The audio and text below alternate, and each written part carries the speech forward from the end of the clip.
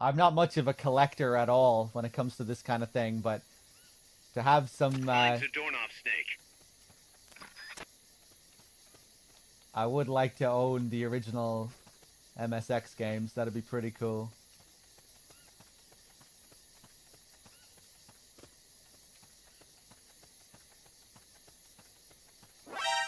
Oh, I didn't think you'd be there. I'm gonna restart.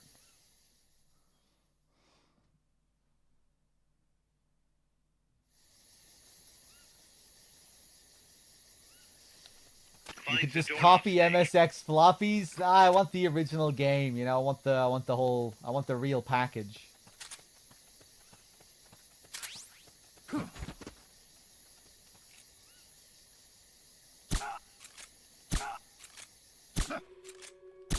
We're under attack. Going to alert status. Understood. Dispatching reinforcements. Proceed with extra caution. Shitty ass trank.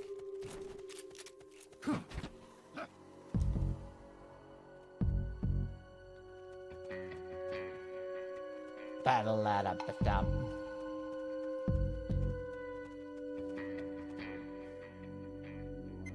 HQ, come in. This is HQ. This is patrol. All clear. Understood. They've only just Return to arrived. How do you know it's all clear? You've only just arrived and you're being sent back.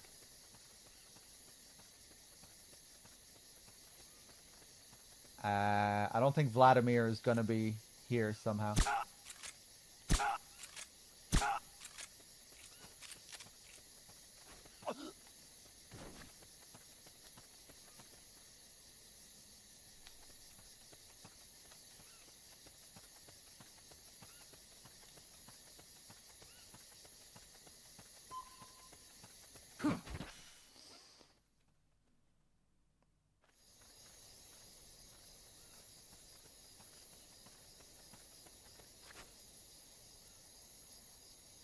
Huey's sign. What sign are you talking about?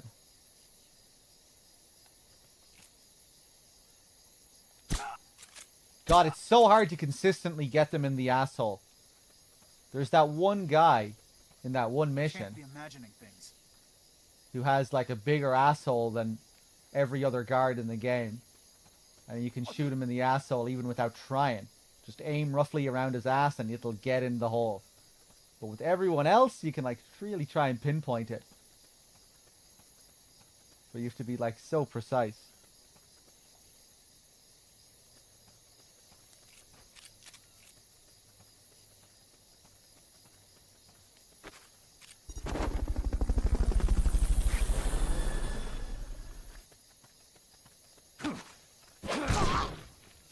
Fulton recovery helicopter is complete.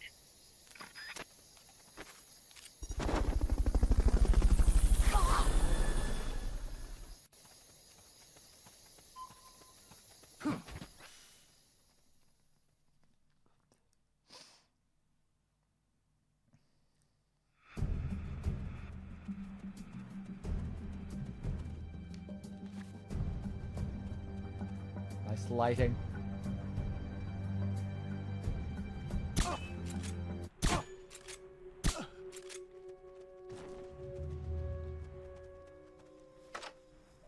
No one here.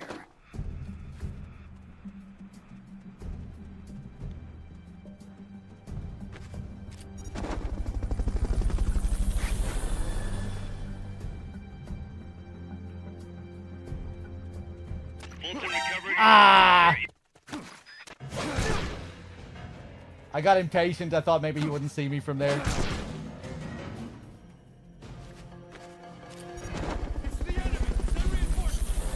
We have a completed file, yeah. Understood. Dispatching reinforcements. I'll be now. switching to that later.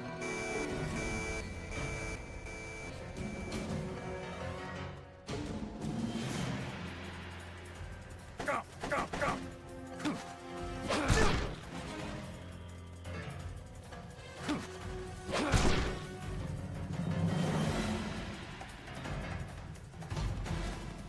Forget about the houses for now.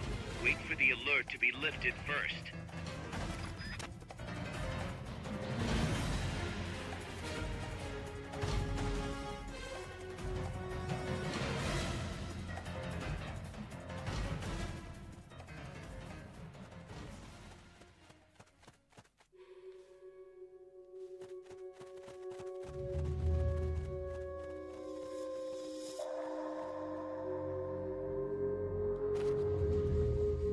Come on, clear out.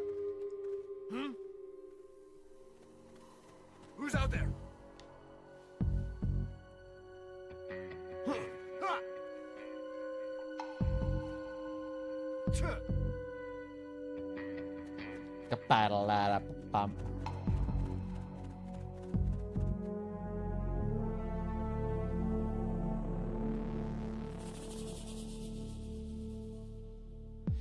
Oh, on the letter, right. You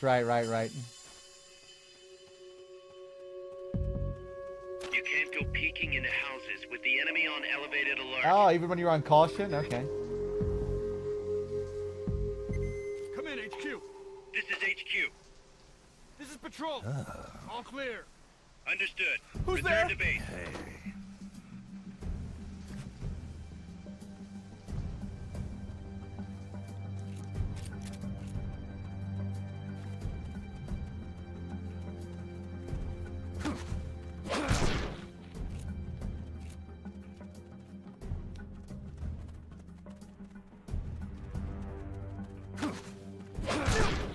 Freeze. Do I hear...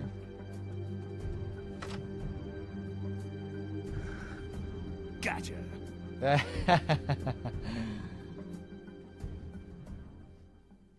I forgot about him hiding in the houses here again. Curses.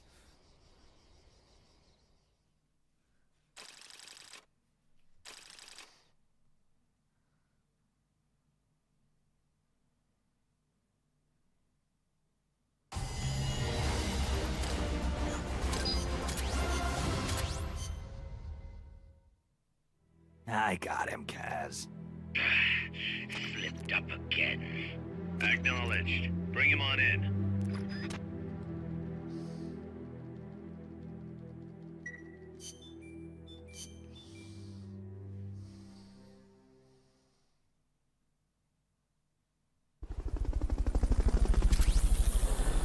Polecat. Rumors are spreading. The legend is growing. More people are joining us.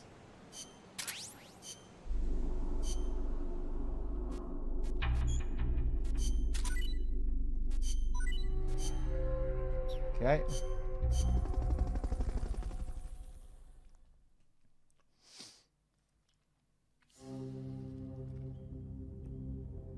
Oh, nice. We unlocked one of the Puyan missions.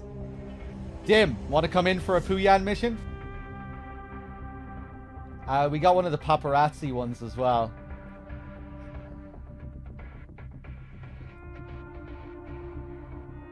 According to Shinkawa, Kojima was really strict with this cover art, and small details like the angle of the helicopters or tanks were grounds for redoing things. Huh, interesting.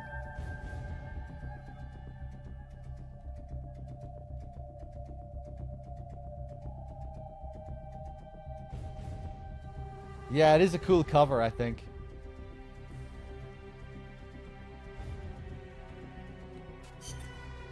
Someone's planning to extract enemy soldiers via Fulton Recovery. Thwart their attempt by shooting down the balloons. We're calling this the Puyan mission. Support our troops. Shoot those balloons.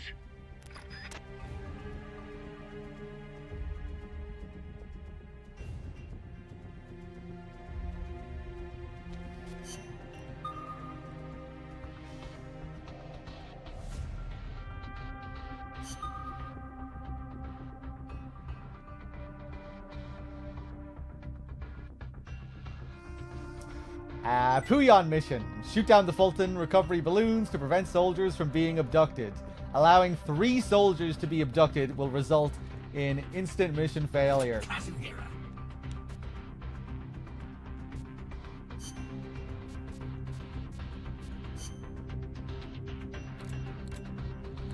I'm going to bring in my M60.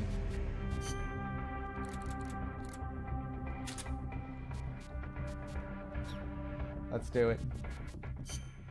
I love the Kazuhira. So all I have to do here is shoot down the Fulton recovery balloons, right? Right. And don't shoot the soldier dangling underneath by mistake. I'd go with a sniper rifle, but really any weapon will work as long as you aim carefully. Balloon popping. You might get more balloons if you do this one as a co-ops. The, sky's the limit. Look at it this way. It'd get real depressing real quick if every single mission were a bloodbath. It's good to have a nice, relaxing challenge like this once in a while, you know? Oh, come on, don't those Fulton balloons look tasty? Like big, juicy, floating pigs? Yeah, sure, whatever. So, this is called a Puyan mission. What's that supposed to mean? When I was a kid, my neighbors had a pet pig they called Puyan. Every time I see a Fulton balloon, it reminds me of that little porker. Okay, but the objective here is to pop those balloons, right? Doesn't sound like a good idea getting emotionally attached. Good point. Man, if only those were real pigs dangling from the balloons. Now wouldn't that be something? Ugh.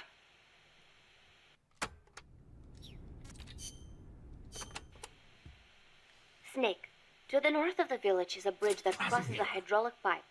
Though normally the bridge is not used by people, if you slip, you will fall straight to the bottom of the valley. Be careful. What's a channel doing here? It is not for irrigation. They are hydroelectric pipes. I wonder if they run into Irasu's Crater Lake. Normally they would build a reservoir at the bottom of the valley, but it was probably too dangerous. Los Cantos means Sword Peak. All right, let's do it.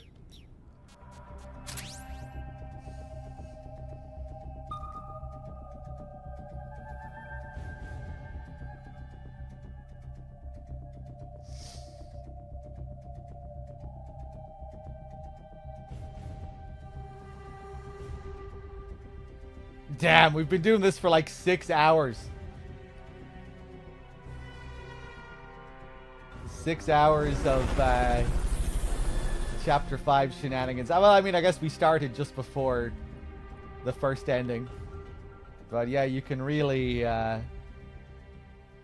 spend a lot of time doing this random stuff, building up Zeke, unlocking the doorknob missions, doing silly side-ups, tapes. A lot of tapes unlock.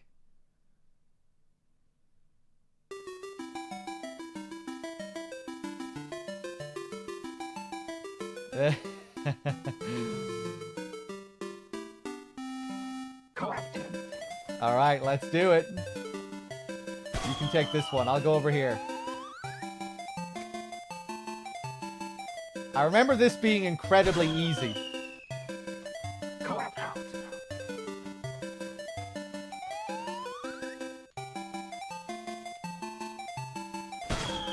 Again, PSP balancing, I guess. Although it was probably still pretty easy on PSP. I'm getting one of them.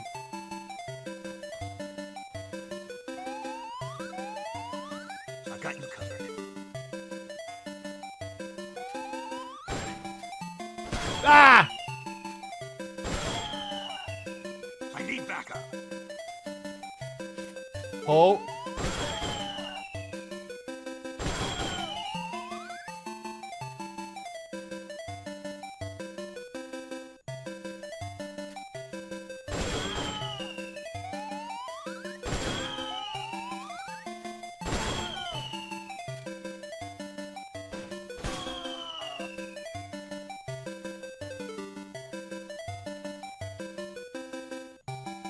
Is Puyan a reference to some other Konami game, or what's the deal?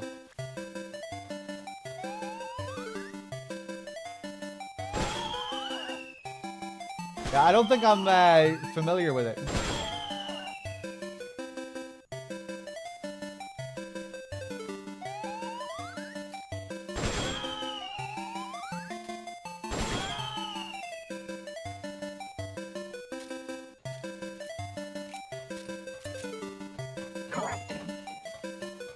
Did we finish it?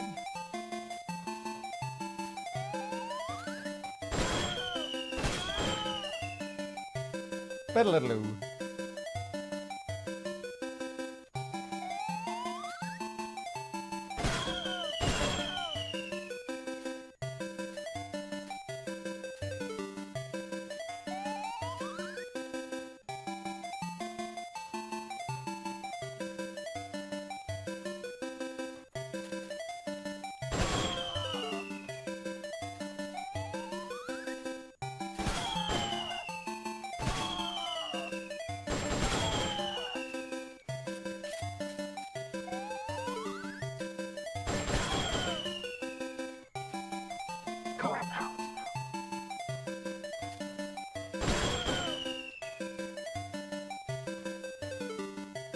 I think that's it, is it?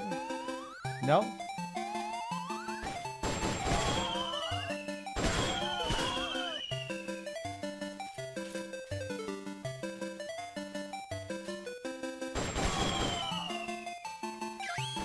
Hey! Okay, you're done with that area. Head for the goal. It'd be cool if you could do, like some kind of co-op hanging, where you had to hang off my leg to get down further. You know, they could have made it so there were certain platforms you could only get to if you were double hanging, co-op hanging. I knew you could do it. Piece of cake, right?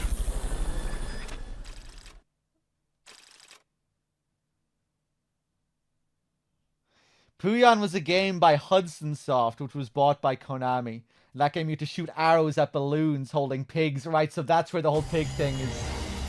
That's what that's referencing. El Cadalso.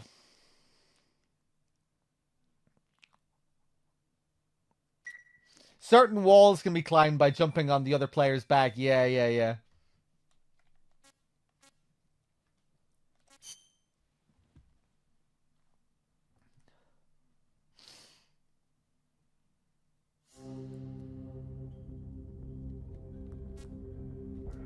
We have paparazzi. Take a photo of the commander of the enemy mercenary unit at the Rio del Jade base. The commander is dressed just like any other soldier, but is not nearly as busy. Let's do this one. Let's get this mission started. Complete the mission and proceed to the Fulton recovery point so we can get you back alive and well. Good luck out there.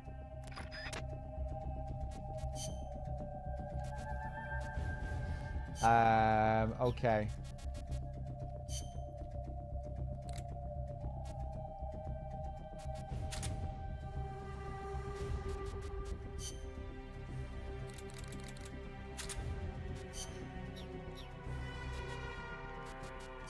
Bow, bow.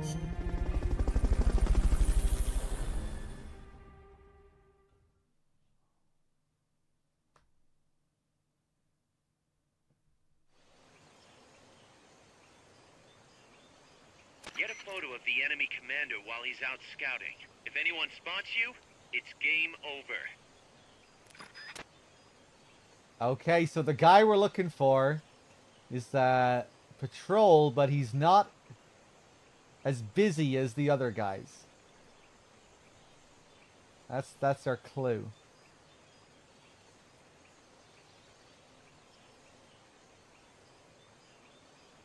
These guys all look pretty busy, you know, they're doing their usual thing.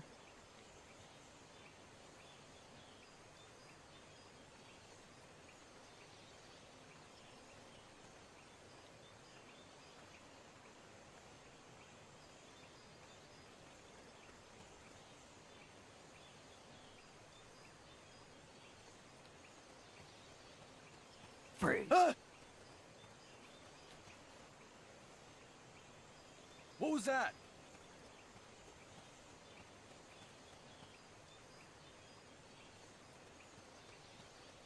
I'm seeing things.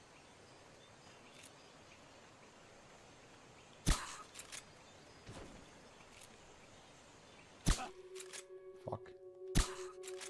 Someone attacking?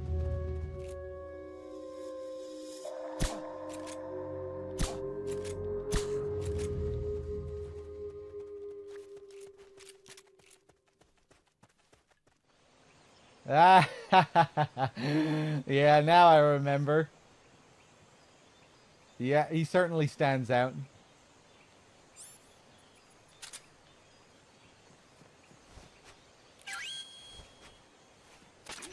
Nice shot. Can we extract him as well?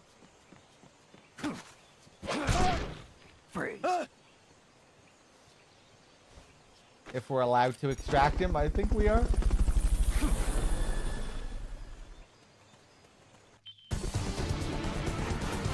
I knew you could do it. Piece of cake, right?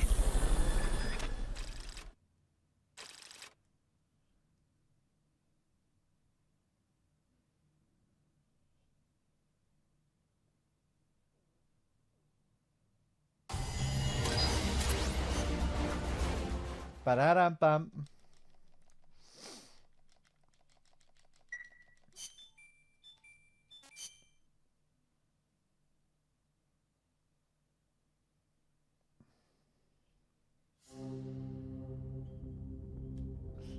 Oh, nice. And we got our ghost photographs next as well. Take a photo of the spirit roaming the small maintenance dock of the US missile base. Spirits can be detected with audio visualization equipment. No life regeneration items allowed. Let's get this mission started. Complete the mission and proceed to the Fulton recovery point so we can get you back alive and well. Good luck out there.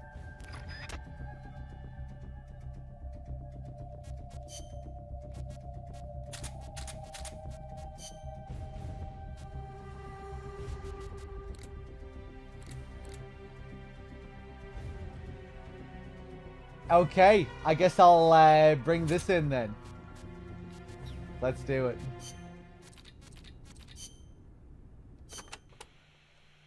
You can't always see Phantasma with your naked eye. If some unseen presence is making a noise, you can be sure one is around. When that happens, try taking photos in the area. You should be able to see what's causing it. Why do they show up on photos? I'm not the one to ask about that, but maybe Phantasma are somehow able to deceive our minds on a subconscious level.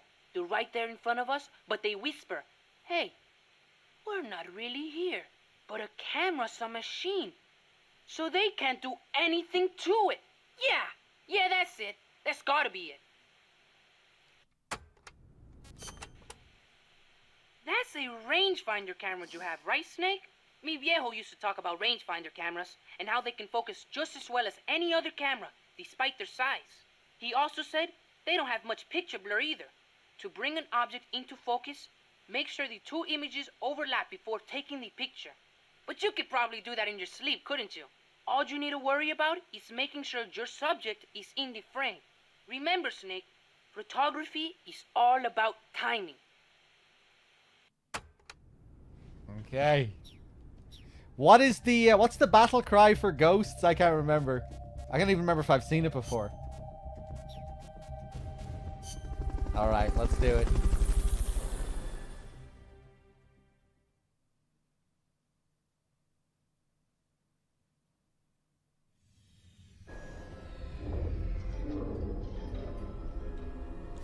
The spooky music.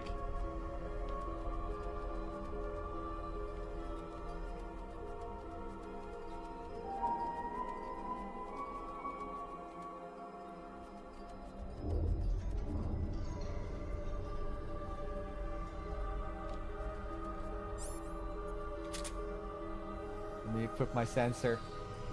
There's something coming from over here.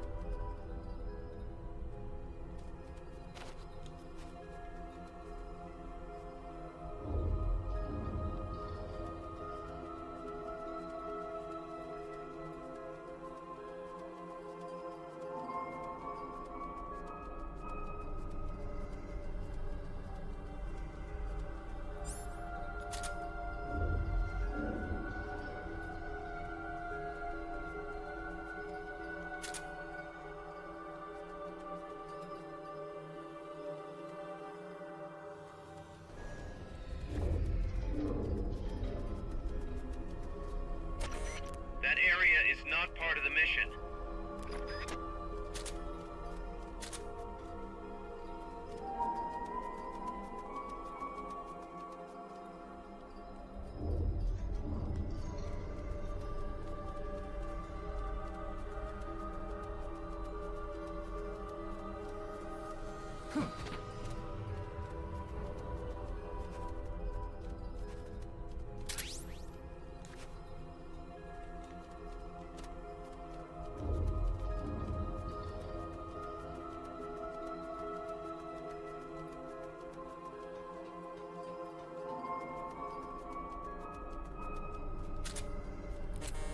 What are you trying to take a picture of?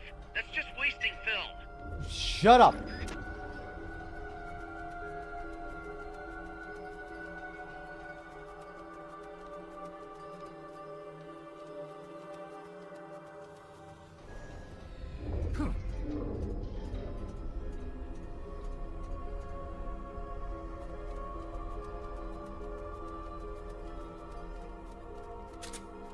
Ha! You little bitch.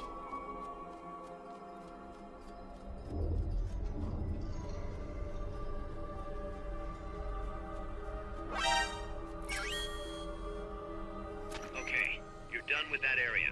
Head for the goal.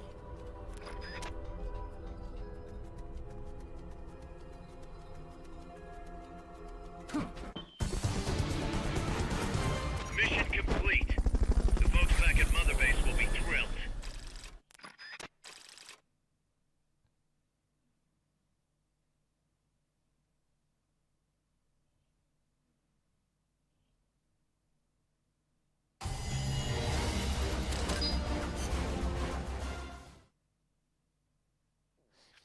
If you didn't know, there's an entire horror series based on this idea. Snake, you're not gonna believe this, Oh but god. Yeah. Zadornov's missing again. Kaz, are you sure somebody's not, I don't know, letting him out on purpose? You think I have time to assemble a mole hunt? Man, this guy isn't just good, he's so good it's scary. If he's doing this alone, that is. Anyway, he left a trail, so we've got a good idea of where he's probably hiding. You know what the mission is.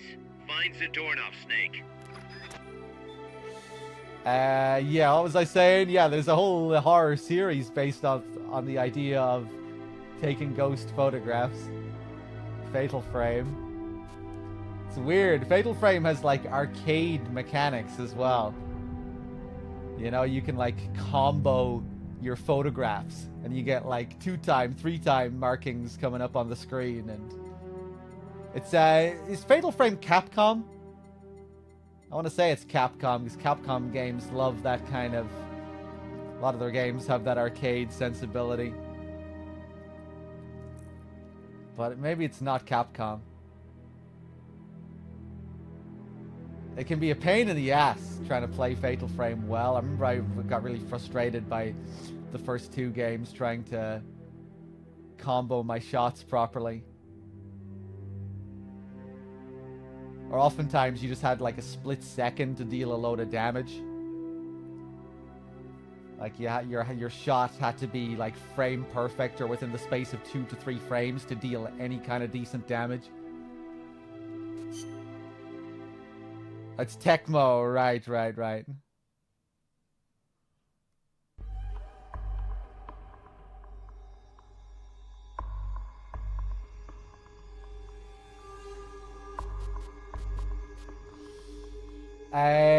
Believe it or not, Zadornov has escaped from Mother Base again. Find him and bring him back. Snake, Zadornov's escaped custody again. You have to track him down.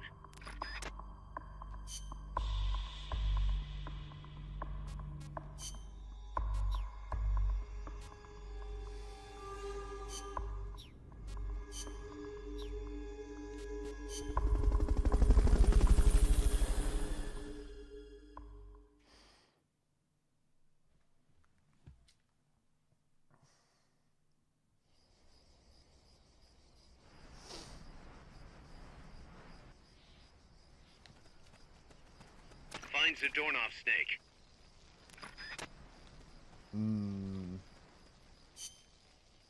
Can I go back here? That area is not part of the mission. It's probably not going to be here. I'd like to do the tapes before the Zeke fight. So I might actually switch over to the completed file just before we unlock Zadornov Mission 6. Hey! Then do all the tapes. Then come back to this file to do Mission 6. Watch the scene and then switch over to the other file again to actually do the fight.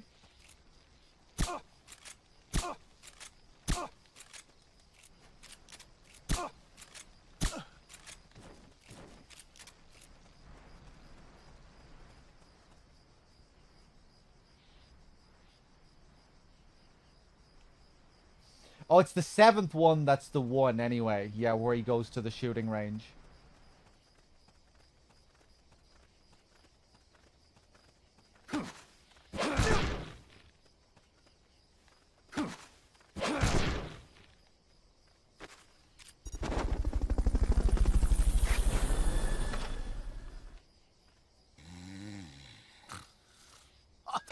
Fulton recovery helicopter is complete. Not this one.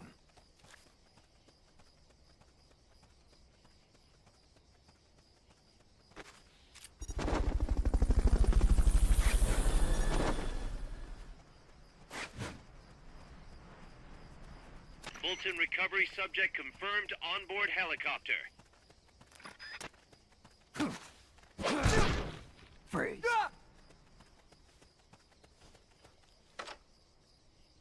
Not this one.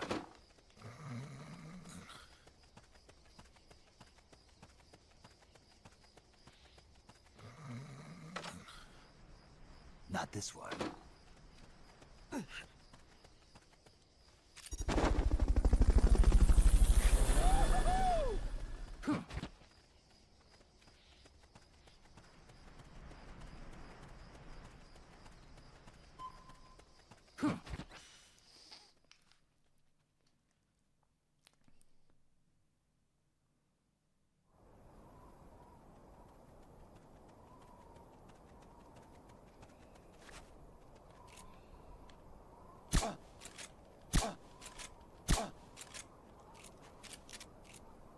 Come on.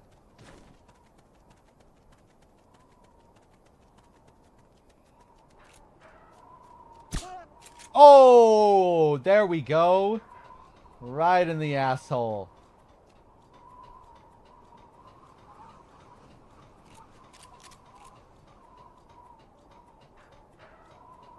I'm just going to assume he's not here.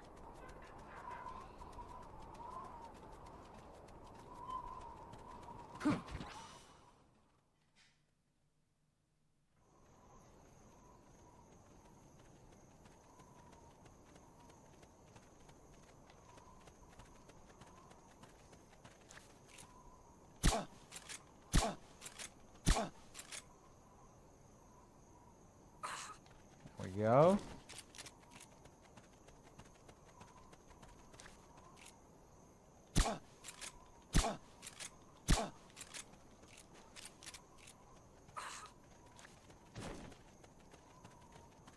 Enemies.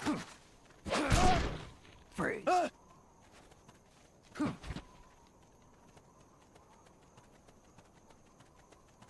Zadornov? No, this would be a nice little spot for him. This looks like his kind of place.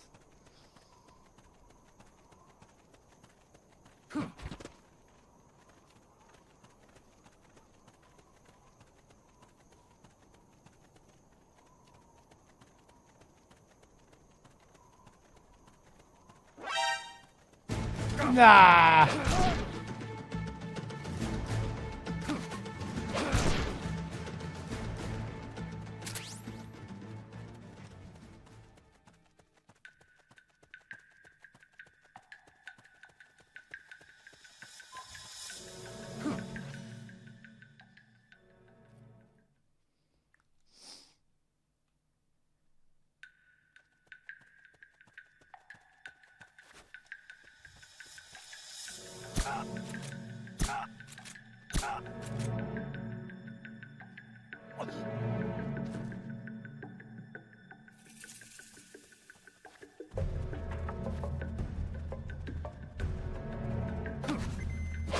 Come in. This is HQ. This is patrol. All clear. Understood. Stay vigilant. Wait. Fuck off. Somebody there?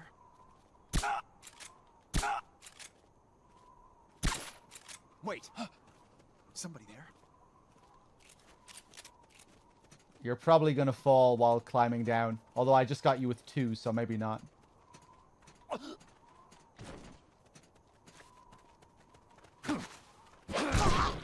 Freeze.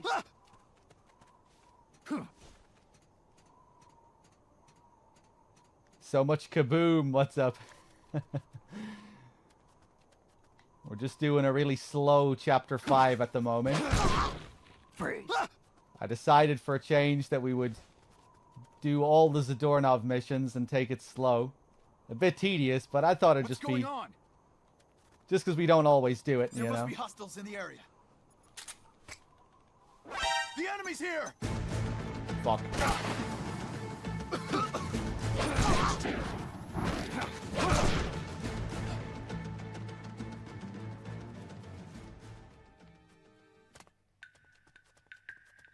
Zadornov, you shit. You better be here, man.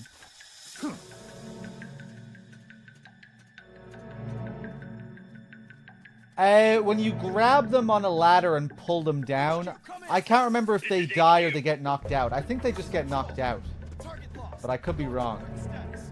Understood. The enemy should still be nearby. Find him. Oh, wait, no, Zadornov, for this mission, he's always in the truck, isn't he? Yeah.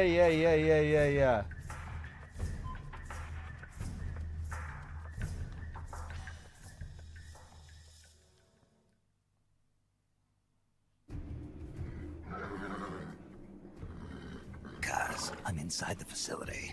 There's rows and rows of trucks here. Zadornov should be somewhere in that area. Find him.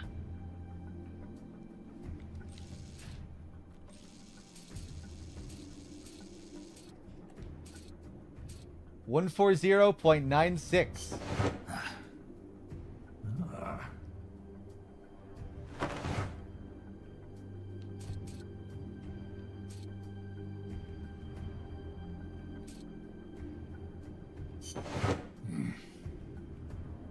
Nothing. This is Kojima's one if you don't already have him.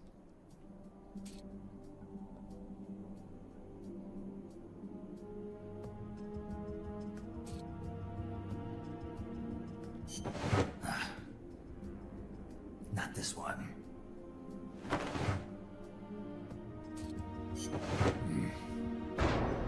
Metal gear.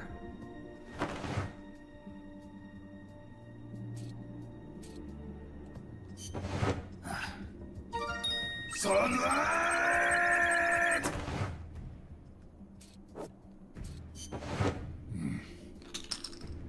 Not this one. Lucky Sevens.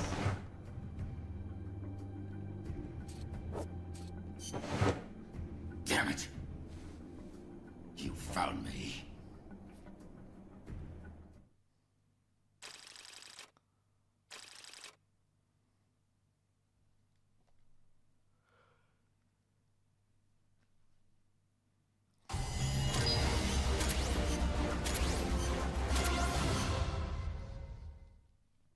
I found him, Kaz. Close, but no cigar. Not for you anyway. Snake, we're coming to pick him up.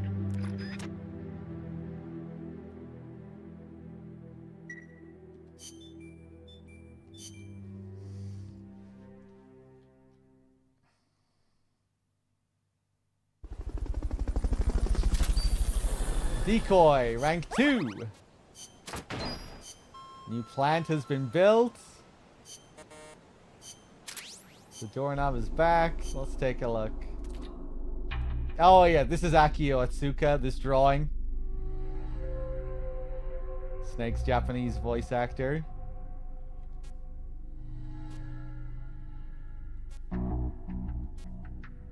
I like you.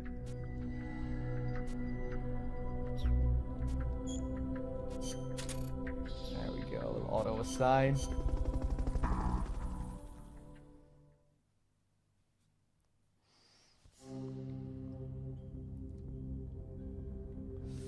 Dead Man's Treasure. Oh, this is another cool one. Retrieve all the items from the cloud forest of Central Heredia. Beware of ghosts.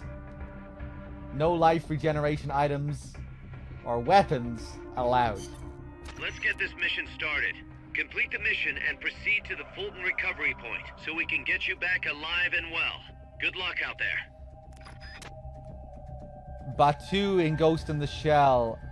Oh, is that the second Ghost in the Shell film you're talking about?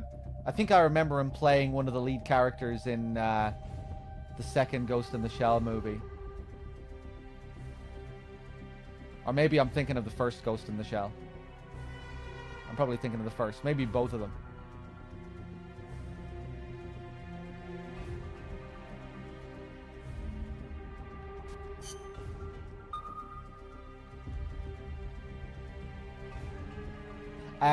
I didn't mean to do that. Let's get this Wait, do you have anything unique to say about Let's this one, get this Kaz? mission started. Complete the mission and proceed to the Fulton recovery Nah. point so we can get you back alive and well. Good luck out there.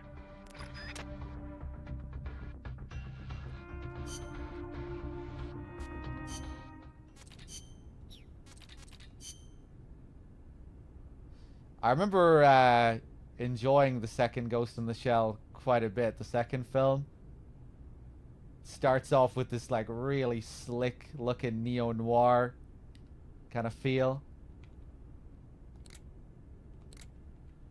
With the detective innocence. Yeah, I can't really remember much about it. I remember it getting really crazy later on.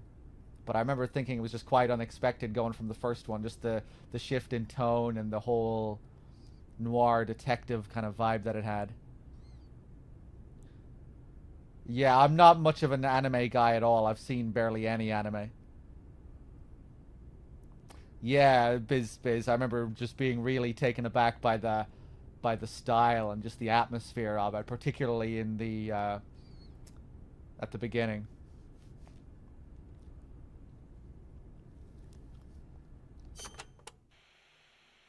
A fantasma is an espíritu that wanders this plane instead of going to el cielo. There are different interpretations, of course, but that's what I think. See, the fantasma has a reason for remaining in this world. And if that were, say, a deep hatred for someone, they just might be capable of inflicting harm on that person. You probably realize this, but your weapons or CQC won't work on Phantasma. And since they're not physical beings, they can pass right through solid objects. But if you can eliminate the reason for remaining here, you should be able to help them reach El Cielo. People say words can work wonders on Phantasma. You could try talking to them through co-op's communication. Okay. I've seen Perfect Blue. I like that guy, that director, Satoshi Kon.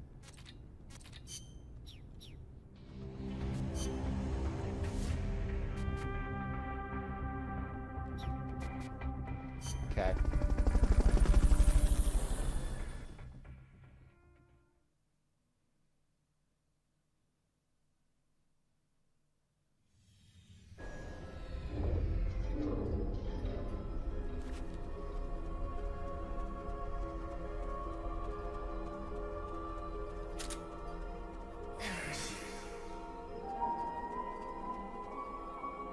Resuscitate.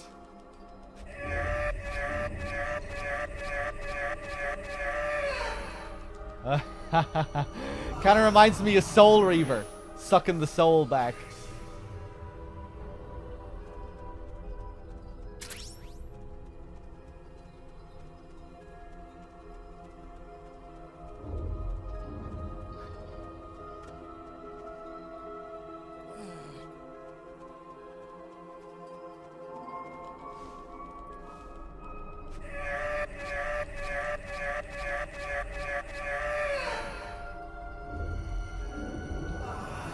Back you go.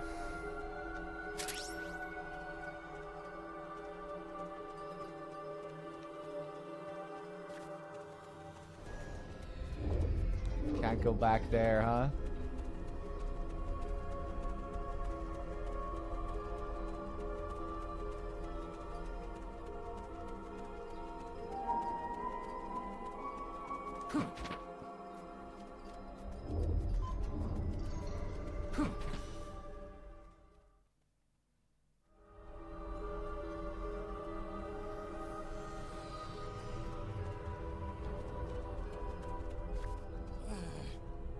Hey, how's it going, Caster? Oh yeah, I've been forgetting all about my my codex, man. I should have been doing that during these ones. Snake, help us reclaim peace. You are still not finished with the recovery.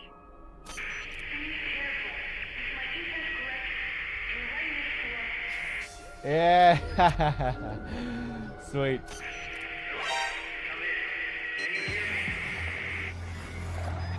Hurry, Snake. Find a place to hide. Please, Snake, get out of there. No! Damn it. The ghost's been set loose. It's coming after you. Run! Quick, hide! Don't fight them.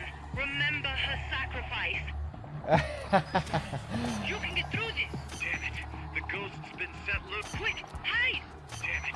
The ghost... Hurry, Snake. You can get through this. Quick! Find some... Damn it.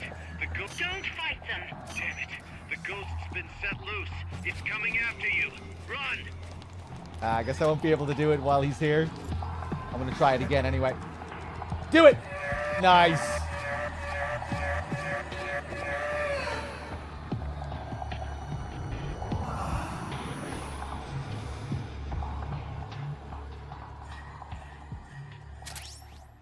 We're counting on you, boss. You're doing great, Snake. You're not finished yet. I wish there was something I could do. Be strong, Snake. You're still not finished with the recovery. I believe in you, Snake. Use the sword of obedience. You're doing great. Our future is in your hands. Do it.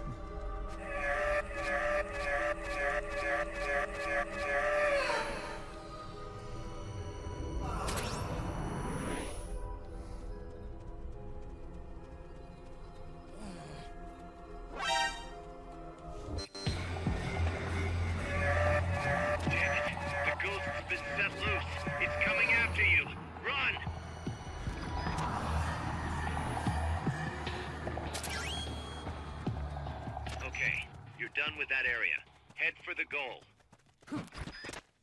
Head for the recovery zone. Now you just have to make it to the goal. I see you completed your... Okay, you're done with that area. Head for the goal. Can't you get a call from from the spirit of the end or something in one of these? I remember there being something like that. Some weird call with the end. Is that in this one, or is it in the regular photography one? We'll do this again and we'll try and get it. Just have to be near a ghost, but like probably outside of an alert. Alright, we'll do it again and we'll try and get it. Piece of cake, right?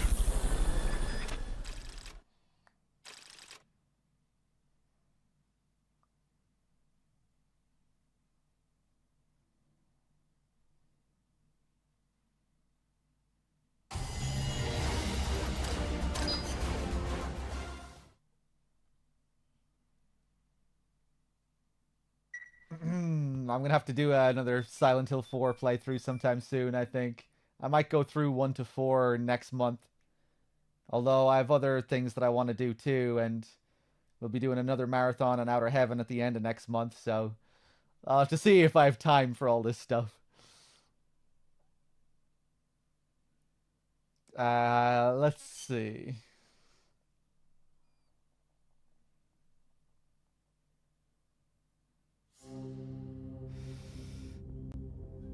SH4 is so cozy. I think it's the greatest. It's the greatest shitty game of all time. It's a game that has so many problems, but a game that I just really love.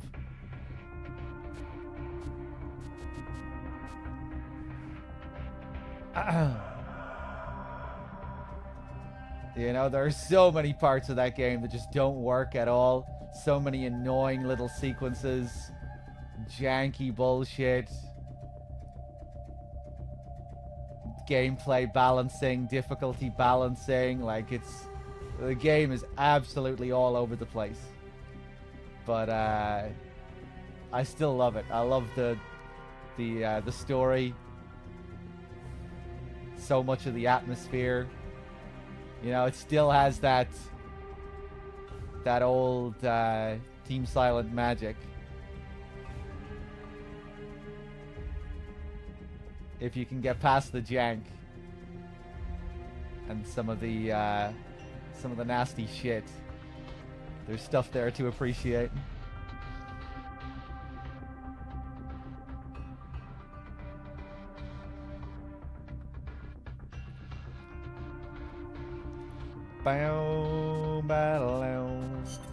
Let's get this mission started.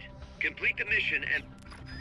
Yeah, I love the whole concept of the room and how things change in the room over the course of the game. I think they could have done more with that, but it's still cool what is there.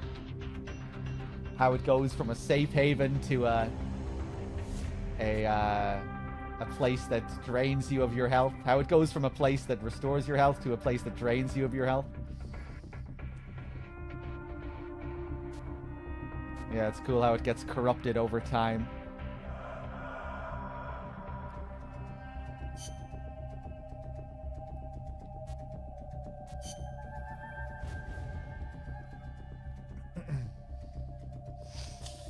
No, I won't be doing any Silent Hill at the end of this marathon. Maybe some more Kojima stuff at the end of the marathon if I have time, but we'll see. We'll see.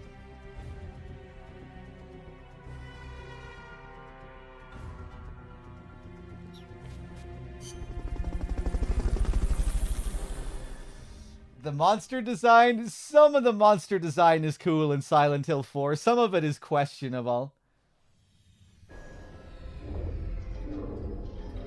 I guess just a lot of the animation work in the game isn't the best, you know? There's a lot of janky animation in that game. But sometimes it can be jank and funny, you know, like with the patients, the burping patients that burp with every step they fall down the stairs when you knock them over. Like, that's legendary. It's not particularly scary or anything. It's just hilarious.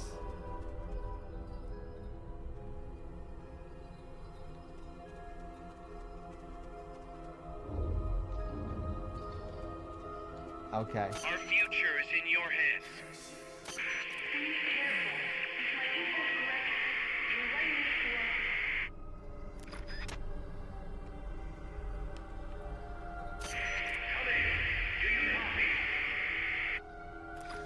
Have I ever seen a ghost in reality? I have yet to see a ghost.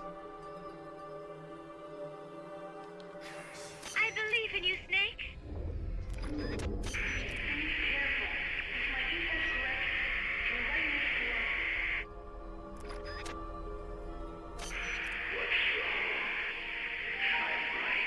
Hey, there it is. We're counting on you, boss. Nice. I know it is not easy, but I have faith in you. I don't like it. Be careful. I'm in a 300-person meeting right now, and all I want to say is, why don't you suck my balls to everyone? I'm sorry, this is what I do to people.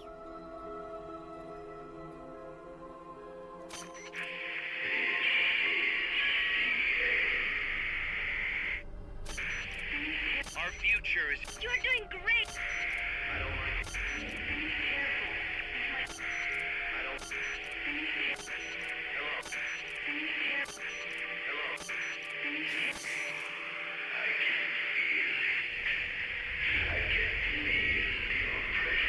Hello? Wait a second, was that Code Talker? I can feel the roots. The branches. The enemy's noise. We're counting on you, boss. I know it is not. I wish there was some. Our future is in... Snake! We're counting on you, boss. I wish there was some.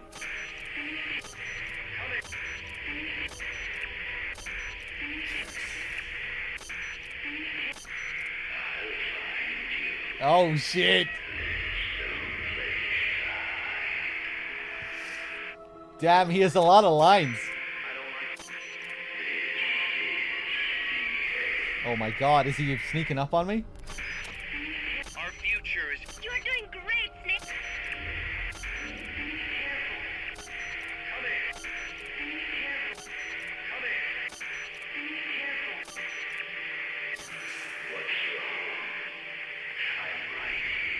I know it is not Snake. I think we've heard them all now. Yeah.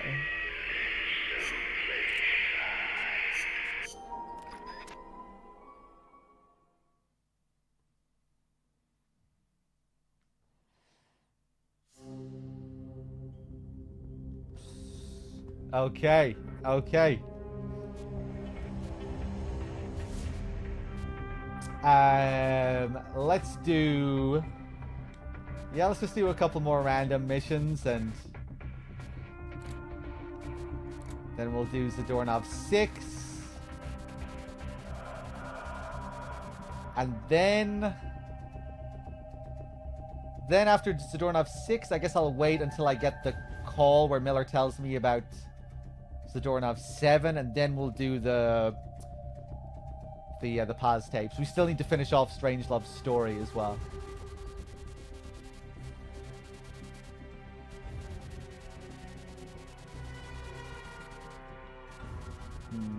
Okay.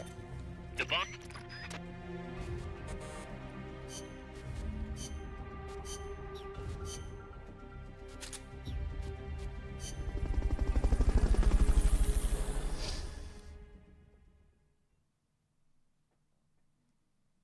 Hey, yeah, maybe we'll do some mine clearing next. We haven't done any yet. Use Fulton Recovery to bring back knocked out soldiers. To use Fulton Recovery on a soldier, get up next to them so the icon appears, and push the action button.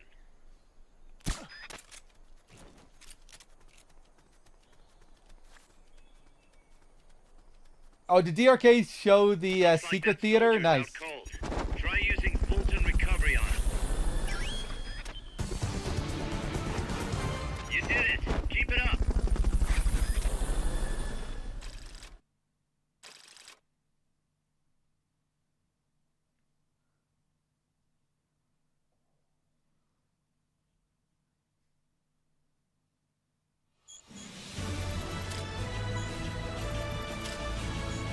Ram pa pa pa pam.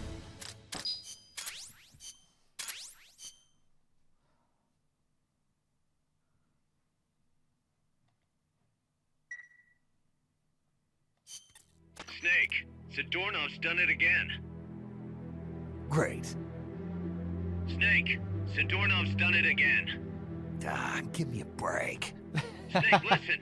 Zadornov's done it again. Come on. I hate to entertain the thought, but this might be an inside job. What the hell's he after? Like they're trying to rub it into the player. No clue. Can't imagine he's just out to annoy us, though. You know, it might not be worth keeping him here if he's not gonna join us. You may be right. I thought it might boost our Russian compatriots' morale, but okay. I'll think it over. Let's hope he's just playing hide and seek. I've added a new mission. Go get Zadornov. Right, we didn't have to do too many missions that time. My balls.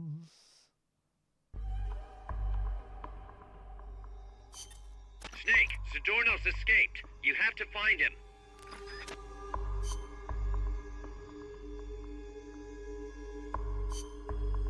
Okay.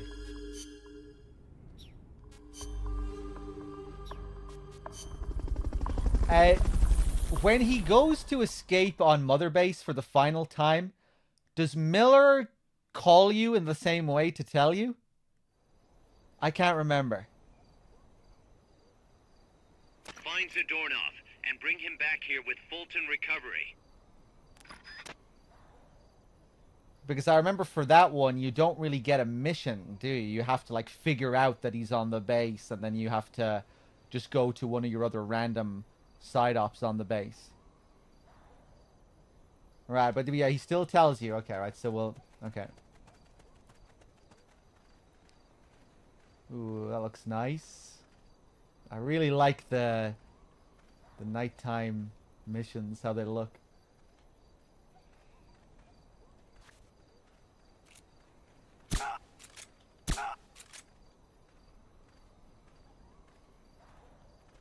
The light is just nice, the color. It's cozy.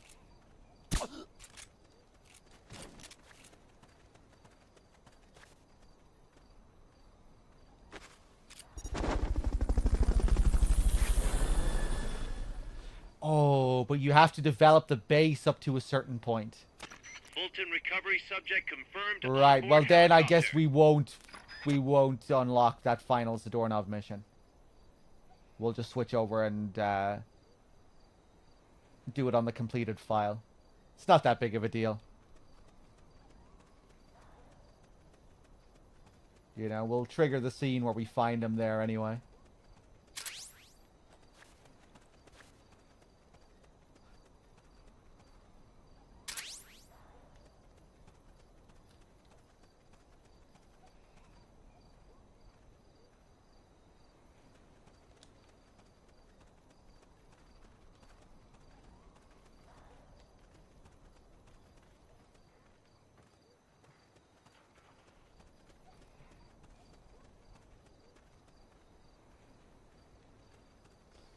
Yeah, Jim, maybe. If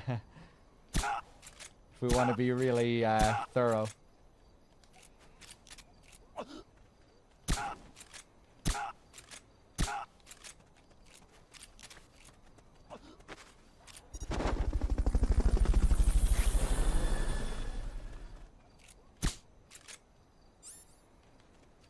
Fulton recovery helicopter is complete.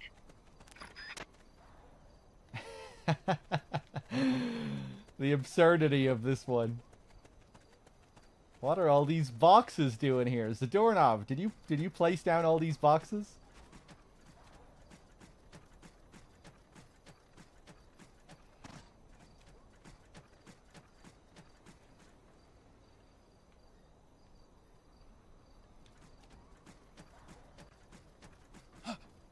Somebody there? The enemy's here!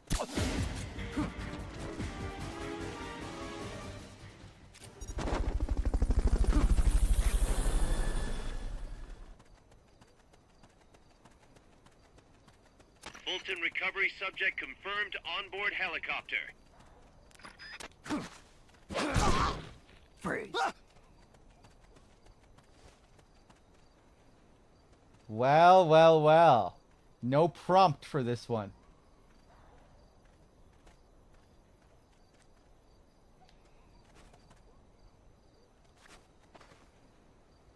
Good God, the man could swim his way out of Alcatraz.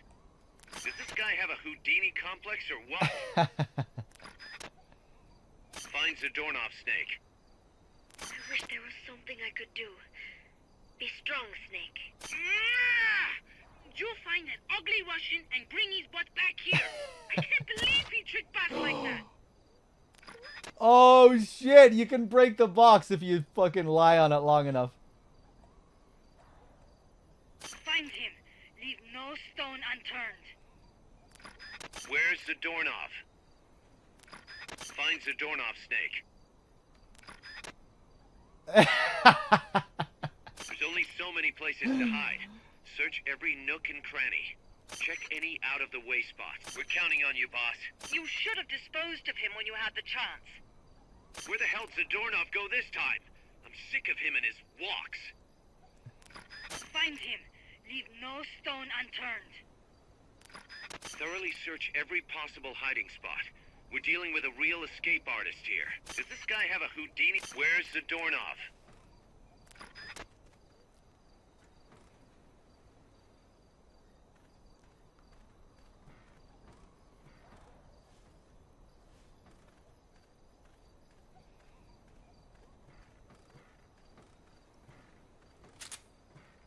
The enemy's here!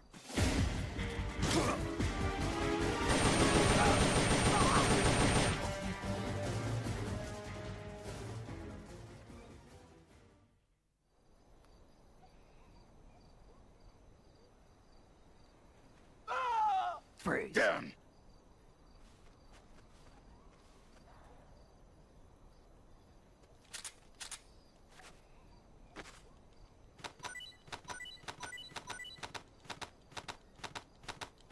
Give him another spank. Maybe this time he'll learn his lesson.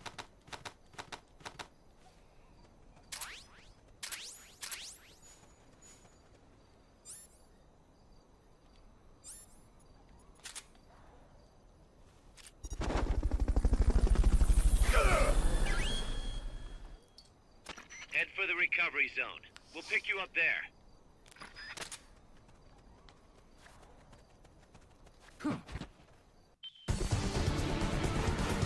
You did it. Keep it up.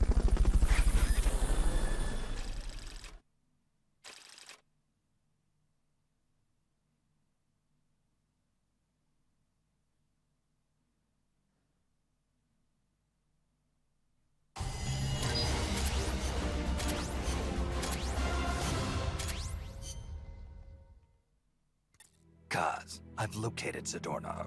Nice work. I knew you would. How could I be so stupid?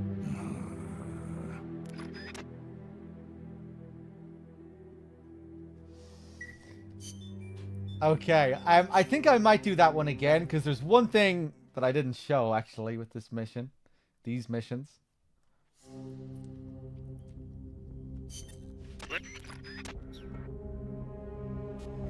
Snake!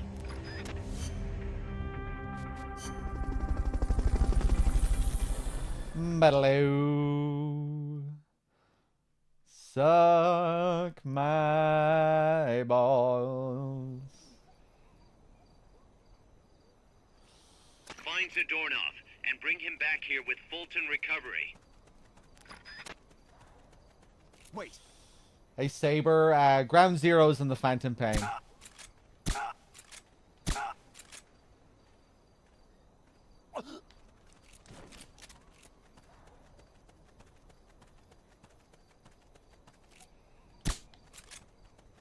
Yeah, there's that.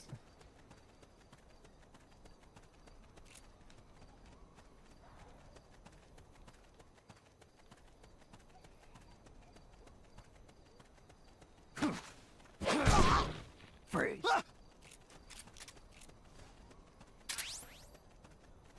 I think sometimes he can be over here. No. Nah.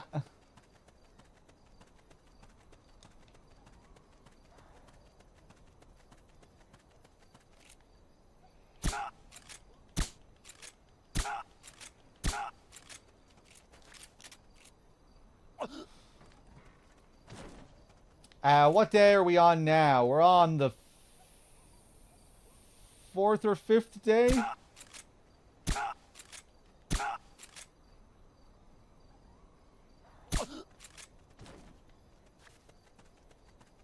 think we're on the 5th day, right?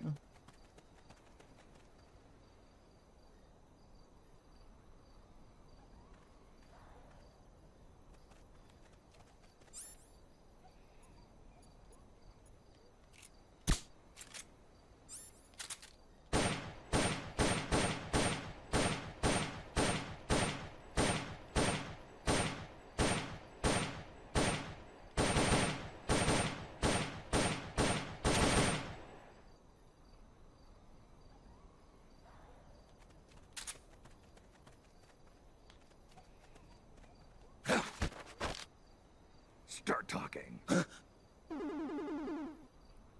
You're pretty good. Start talking. Down. I'll tell you something you'll want to hear. Start talking. People say there's a creature that'll give you something if you know how to... If you know how to what? I missed it. Start talking. Down. If you know how to talk to it, is he referring to the cats, the meowing? Meowing to the palicos? Start talking. Down. This sound effect, wasn't this used on like the original MSX Snatcher or something like that? It was like, you know, like a noise made for character dialogue. Actually, no, it wouldn't have been Snatcher. It was for some old game. This sound effect is taken straight from another game, I think. I didn't know he had a hint for it. Yeah, that's cool, isn't it? Fuck. We might have gotten more out of him.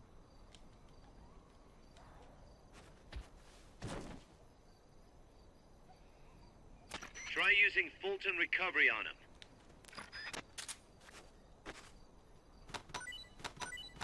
Yeah, now he's just perma knocked down.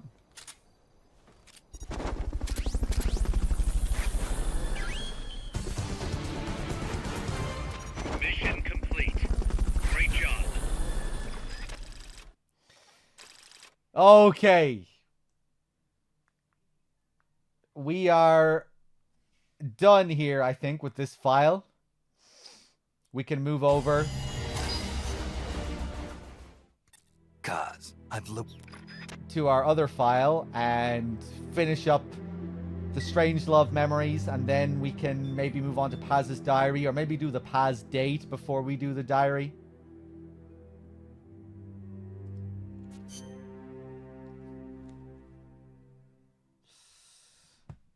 I know it can be, might be a bit tedious for some of you, how we're extending Peace Walker here, but at the same time, you might be seeing some stuff that you haven't seen before, that you haven't seen in a while, because we don't always do all this stuff in these Peace Walker runs. The Zadornov missions, the side ops that we've been showing. Just because there's so much stuff, you know, we don't always go through it all.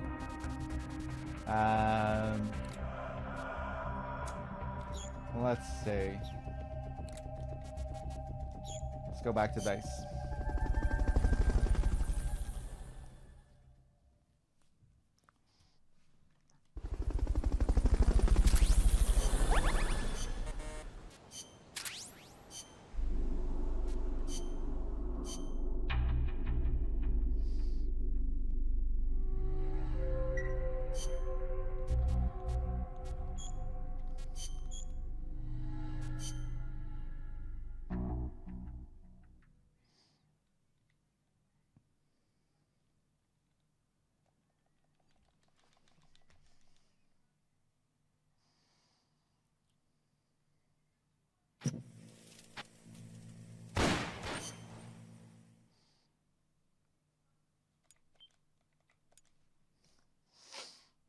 Now, let's just pretend we played the game for another 100 hours and we built up our base.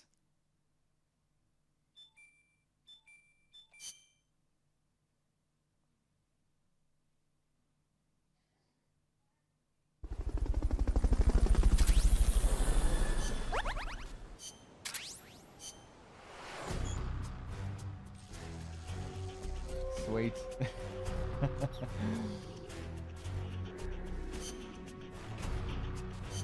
Like a cooking show. Yeah, here's some that I prepared earlier. Here's a mother base I prepared earlier. Let's just take it out of the oven.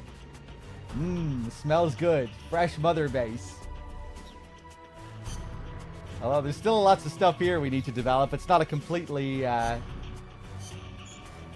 not a complete file. Not a fully complete file. Ba-ba-da-ba-da. I'm too shy to talk to people. I believe in you, boss.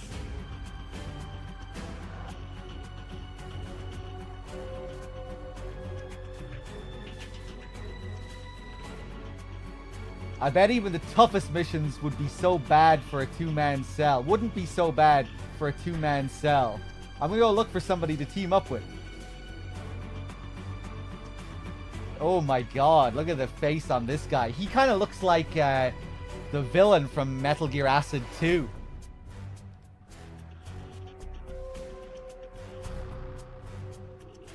Ah, I get it. GMP is the sum total of MSF's income. The same way GNP expresses a country's total income. Yeah, I guess he does look kind of Sorrow-esque as well. Yeah. The Sorrow does kind of look like that guy as well.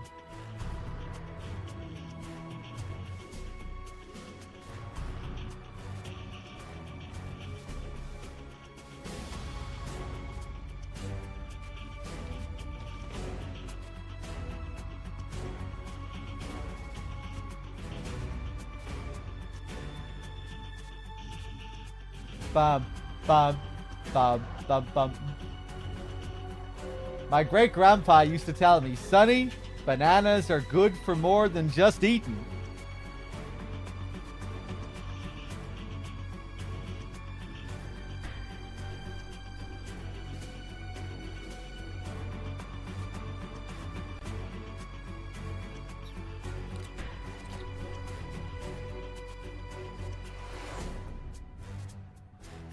Alright, let's do these tapes.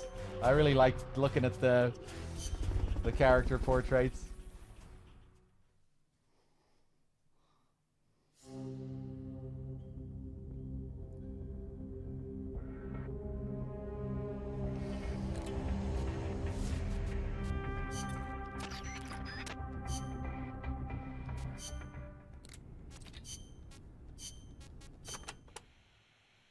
The days that followed were spent training tirelessly for our first Final tape. space flight. Final the memory boss tape. endured conditioning that tested the limits of human capability, and I supported her.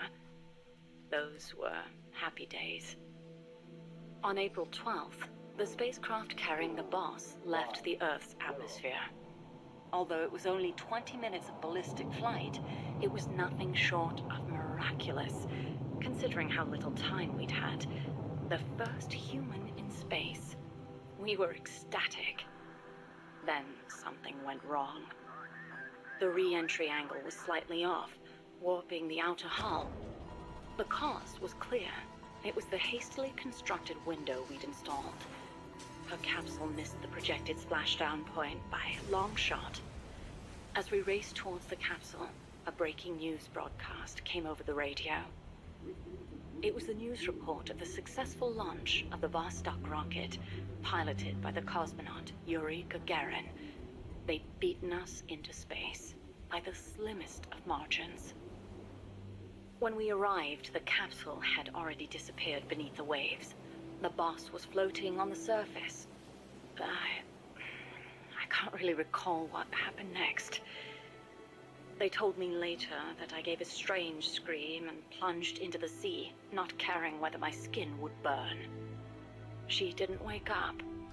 Her entire body was bruised, burnt, scorched by cosmic rays. It was a miracle she was still alive. Every day, propaganda boasting of the shining accomplishment flowed out of the Soviet Union. The hardest part was having to read the report the next morning from Izvestia, the Soviet governmental paper. Written there after the report were those legendary words of Major Gagarin: "The Earth is blue." The person who should have said those words, though, was incapacitated, confined to a bed. NASA opted to pretend the flight had never happened. The Soviets had orbited a man around the Earth and returned him safely. We'd barely managed to escape the atmosphere and achieve ballistic flight. Even worse, the pilot was horribly mangled and the spacecraft lost altogether. As they saw it, covering it up was the only alternative to seeing the nation's pride dealt yet another blow. I've been told military records show the boss was taking part in the Bay of Pigs incident at the time. They were that desperate to erase the whole affair. In the end, Alan Shepard's ballistic flight 1 month later became known as America's first spaceflight. Shepard's flight owed its success to insights earned through the boss's sacrifice. But to me, none of that mattered. I prayed day and night for her recovery, never leaving her side, not even for a moment. Then, as summer ended and the chill of winter approached, she spoke. "Give me water." I threw myself on her breast, and she embraced me. It was all I needed. I thought she would tell me about space, the true sky, where the stars don't twinkle. But the only thing she'd speak of was Earth. Our home as she'd seen it from space. So fleeting, so irreplaceable. I was ashamed. I'd been enamored for so long with the sky that I never thought to look beneath my feet, at the ground upon which I stood. As soon as her rehab was over, she was gone. It happened without warning.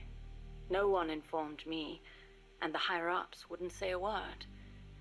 It wasn't so strange or surprising, really. I simply assumed she was off to complete her next mission, because she was loyal to the end.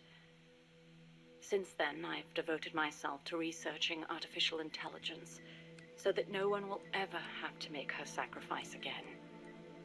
No human being should be asked to take on a mission that dangerous.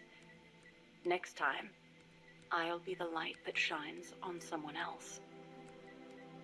I still wonder why she opened up to me on that chilly night in Florida. That operation was top secret, even if it was all in the past. I like to think it was because she trusted me. But that's probably not the case. She wanted someone to listen. And I don't think that someone was me. Those faraway eyes, the tone of her voice, like she was talking to her own child. Those things made it clear that she was speaking to someone else. I found myself envying that someone. 4 years later, I learned of her death. A traitor's death, no less. She'd stolen an American nuke and defected to the Soviet Union, where she was killed by her former apprentice. Or so I was told. I refused to believe it. She'd never do such a thing. I could think of only two possibilities.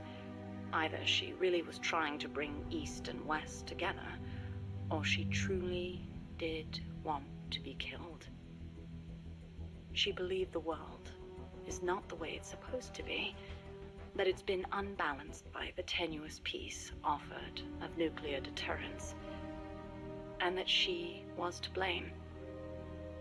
Perhaps her death was an act of atonement. She was loyal to the end, to our world.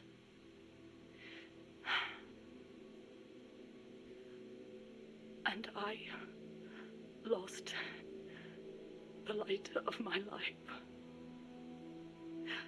I now find myself victim to an incredibly irrational emotion of my own. That someone, the one she wanted to confess her sin to, could it be the one who took her life? The very thought drives me utterly mad with jealousy. One day, I will discover the truth. There we go. There we go. 1 second, chat, and we'll move on over to the Paz diary. Hold on, just give me a second here.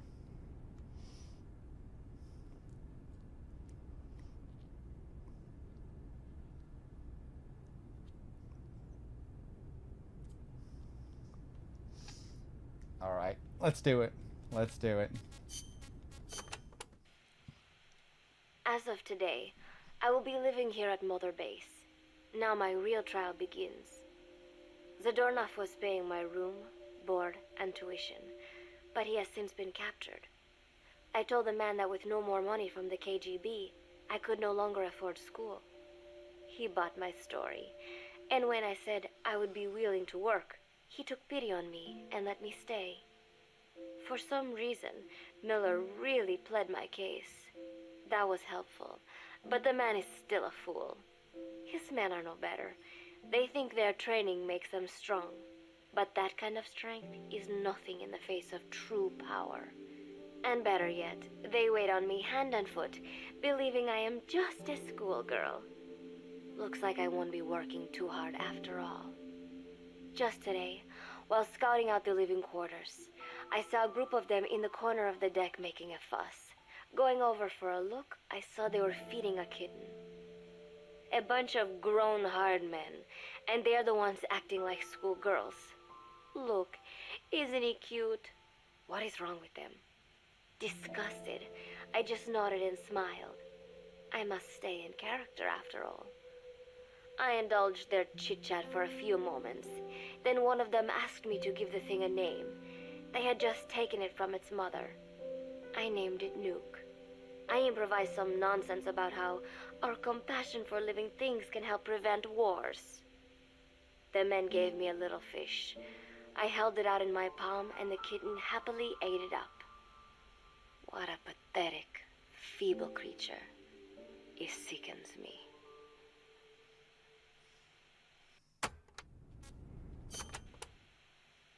Today, Chico invited me to go fishing with the soldiers. I suppose finding one's own food does have its merit, but I prefer not to be involved in such a degrading task. And their prattling on about fishing being fun is nonsense. I'm not here to find playmates. Nevertheless, distasteful as it was, I went along in order to maintain my cover. Chico thrust a fishing pole into my hands, and we went up onto the deck where several soldiers had gathered. They welcomed us warmly. With so few women aboard Mother Base, I'm treated like a princess. No one suspects I am neither a teenager nor a student. It was nice and sunny, with a gentle breeze and waves. As I cast my line and waited for a bite, the soldiers began to ask me all sorts of questions. As always, I answered according to our predefined scenario, feigning a smile. As I sat there feeding them lies, the fish began to bite, and the soldiers began to focus on their prey. Chico had his bait stolen by a fish, and got so angry that he stood up and nearly fell into the sea. Everybody laughed. It almost made me want to join in too. At some point, I got a bite myself. The instant after I felt that first gentle tug, the fish yanked the line with astonishing strength, and I let out a cry of surprise. I thought he was going to be huge. It was my first time fishing, and I was a bit flustered, so the soldier beside me helped by supporting the pole from behind. "Reel it in," they shouted. I nodded, turning the handle as fast as I could. I wondered what kind of fish live below the surface, and thought back to the deep sea dives I had to do as part of training. Those were difficult days, but I remember finding the multicolored fish gliding through the water incredibly soothing. After a hard fight, I pulled it up. To my surprise, it wasn't even half a vara, rather anticlimactic. But I wasn't doing it for fun, so I wasn't the least bit disappointed. Nook was hovering nearby with an expectant look on his face, so I gave the fish to him. All in all, a thoroughly wasted day.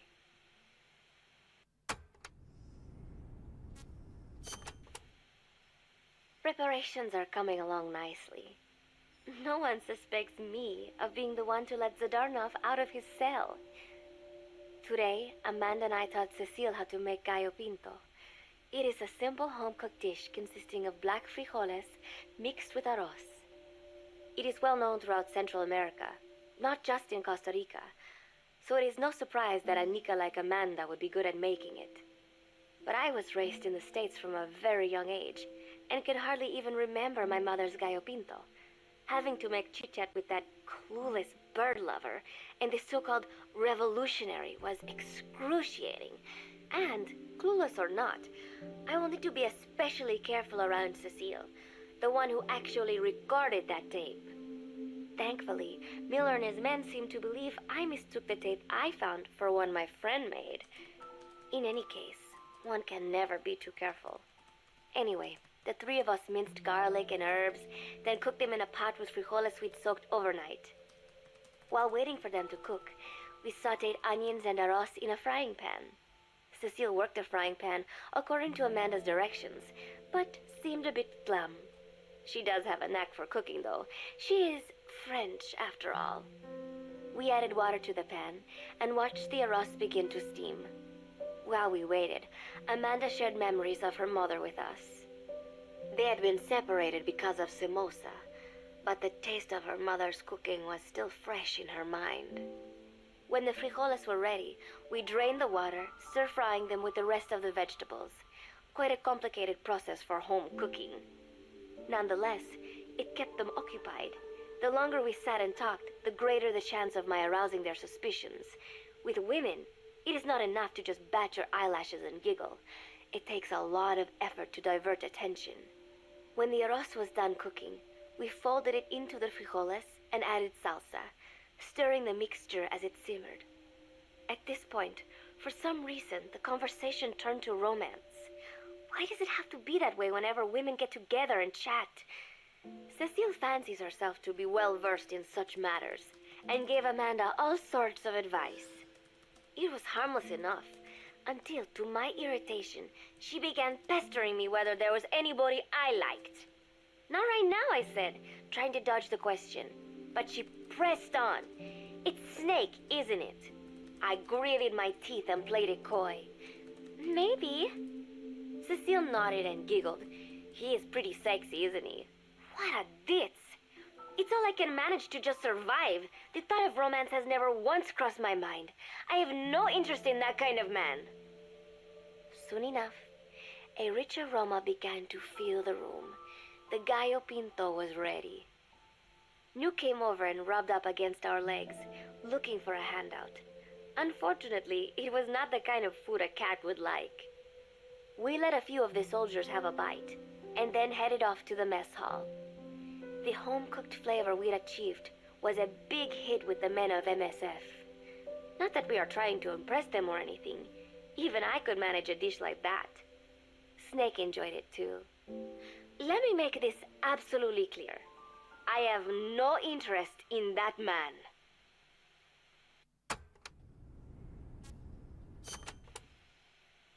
Football, or soccer as it is known in the States, is extremely popular here. It has not caught on yet in the US, but it has legions of rabid fans all across Latin America. These fans can get so rowdy that it is commonly believed El Salvador and Honduras went to war in 1969 over scuffles in a soccer match. In reality, tensions between the two countries were already high. The match was merely one of the sparks that set them off. But these people are so passionate about this sport that the story seems plausible. Predictably, many of the soldiers here are fans. They have apparently divided themselves into Costa Rican and Nicaraguan teams and started playing each other. To play, you need a ball and 2 goals. The R&D team built and set up simple goals on the deck.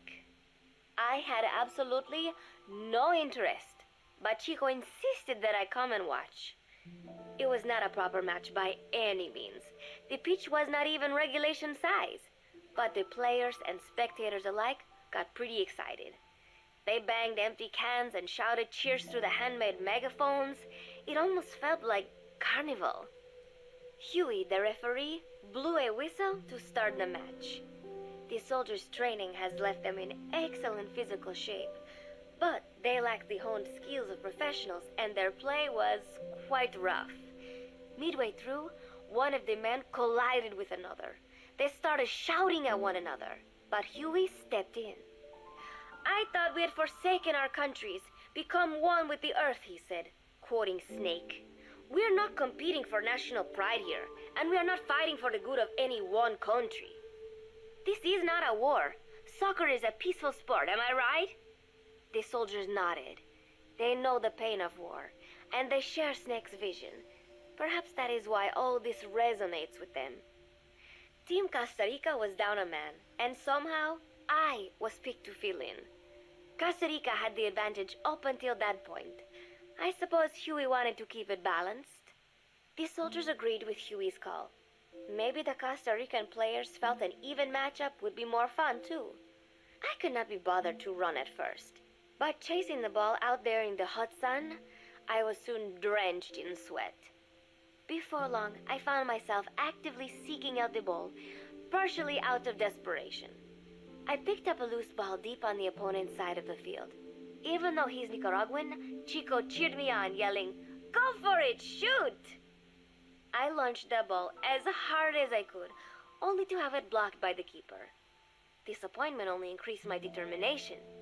In the end, I didn't score a single goal, and Costa Rica gave up its lead. It was really close, though. We congratulated each other on a good match and sprawled out in the shade on the deck, exhausted. The ocean breeze felt so nice on my sun-soaked body. Nuke came over. It is one of his favorite spots, and stretched out next to me.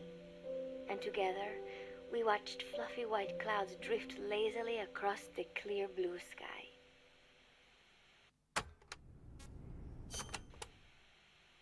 It was lovely out today, so I decided to sun myself in a lounge chair up on the deck when Strangelove came up to me.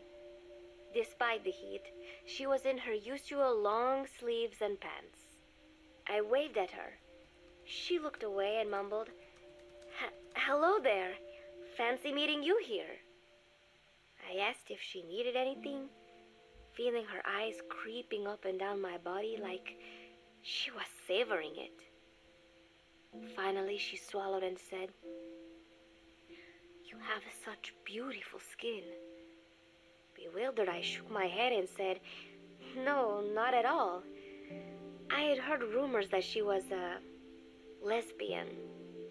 But she couldn't be after me, could she? She continued to stare and said, "No, it is beautiful, but you must not let yourself get so tanned." And then she took my hand in hers. "What is wrong with a little sun?" I asked, trying to cut the conversation short. But she shook her head violently. "No, you mustn't. A young lady should take better care of her skin." She was acting strangely now, as if aroused. She lectured me on the perils of tanning, how it ages skin, causing wrinkles and spots, and in the worst cases, even skin cancer. I knew already that tanning could cause spots, but I thought only pale-skinned Anglo-Saxons had to deal with that. Having a scientist tell me it causes aging, though, that spooked me a little. If I am to keep playing the teenager, I will have to start paying more attention to my skin. Sensing my anxiety, she took a small tube from her pocket. She said it was the sunscreen she always used. She told me to keep it. I didn't know what to say. I was more than happy to take it, but exactly what were her intentions? Was she merely being nice? Or is she really into me? Either way, there was no reason to refuse, I suppose. I have undergone training. An out-of-shape woman does not pose any real threat to me. Having power means not being afraid. It is the same on a global scale. A country with nukes can dictate terms to a country without them. I thanked her and took the tube. Then she offered to put some on for me. She squirted some lotion onto her fingers and began rubbing it into my chest.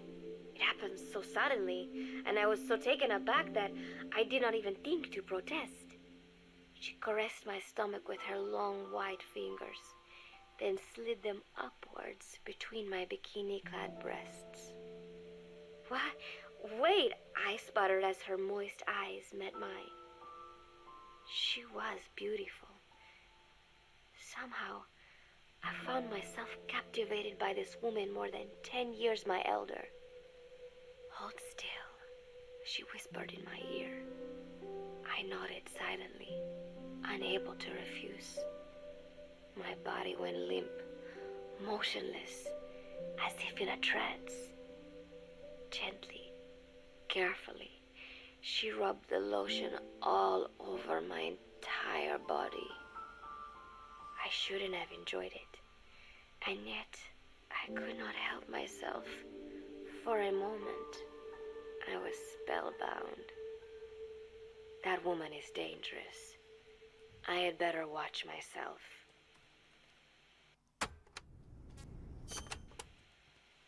Protecting one's health is an important part of any agent's job. But despite my best efforts, I have caught a cold. Now that I think about it, Mother Base's numbers are on the rise, with soldiers coming from all different places and backgrounds. It is no wonder, then, that sooner or later someone would bring in a virus. That said, what I have got is just a common cold. The medical team said I'd need a few days rest, so I've been restricted to my room and put on bed rest. I thought I'd gotten used to not having anyone around to relate to, but at times like these, being alone is just miserable. All I could do was lay there and stroke Nuke's back, trying to take my mind off how bad I felt. Nuke just sat there, not making a sound. But I did have visitors. Amanda and Chico, Huey, Cecile, Miller, and a few of the soldiers I've become relatively close to. Amanda made me a soup with herbs she said were good for a cold. Miller told me to take it easy. "I will sing you a lullaby," he said, then broke out a guitar and sang some incomprehensible song in Japanese. I did not need to understand the lyrics to know he is an awful singer. Then he said, "You know what is good for a cold? Suppositories. Here, I'll show you." He began to take off his pants, so I threw my tissue box at him to make him go away. Then Strangelove showed up, saying she had some miracle Indian cure. "It has got eucalyptus extract," she said. "It works best if you rub it into your chest." And then she tried to take off my nightshirt. I whacked her with my pillow, and I got rid of her. Chico brought me a little flower in a cup. It had been growing in a little bit of earth that probably found its way on board, stuck to something else. I found this on the deck. Here, you can have it. He tried to act nonchalant, but I am pretty sure he's got a crush on me. None of them understand. If they thought these little visits would cheer me up, they were wrong. Tonight, Snake himself came to my room. Like the rest, he believes I am just a schoolgirl and treats me as such. Why did you abandon your country? I asked him. Why create the MSF? Of course, I knew the answers already, but I wanted to hear it from him. As I had imagined, he was not exactly forthcoming. All he would say is that his country abandoned him because all he could do was fight, and that is why he needed the MSF, because that is all he is any good for. Then he said, fighting is the only thing I understand, but that does not mean I have got a grudge against those who believe in peace. I am not one of them, and I do not believe in peace. Conflict is in man's nature. We fight our enemies in order to survive. Maybe we are not so different after all, he and I. But that is exactly why I'm going to have to kill him. Or else he will have to kill me. When I stop and think about this wretched existence, being killed by a man like that suddenly does not seem like such a bad thing.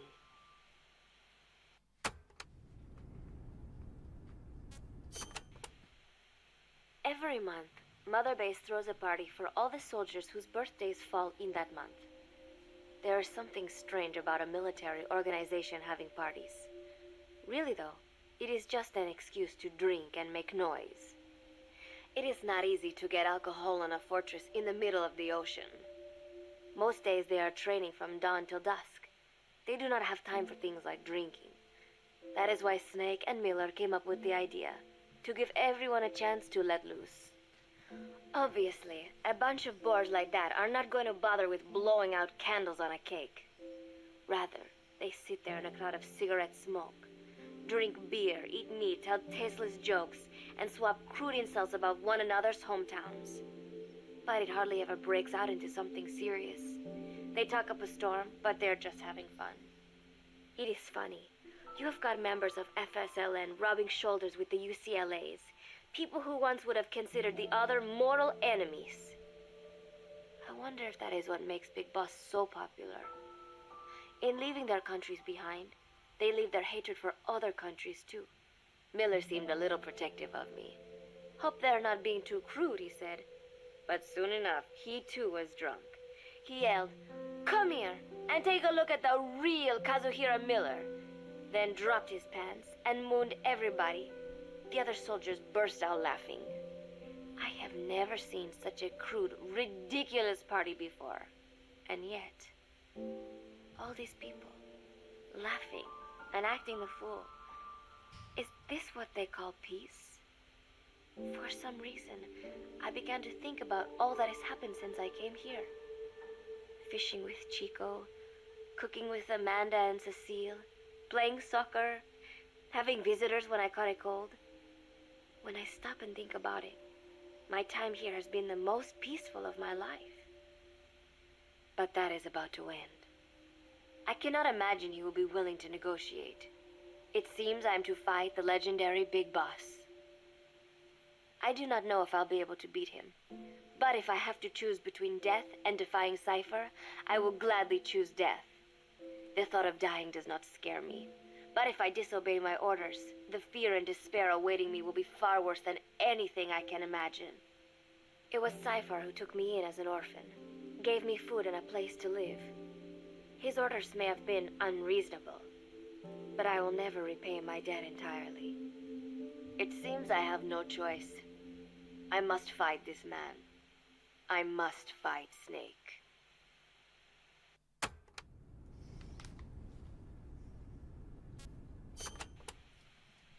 Juno Miller, Snake's right-hand man, apparently has got at least one serious weakness. He is an insatiable womanizer. He does not bother me, most likely because he considers teenagers off limits. But he has hit on every single one of the few female soldiers here at Mother Base.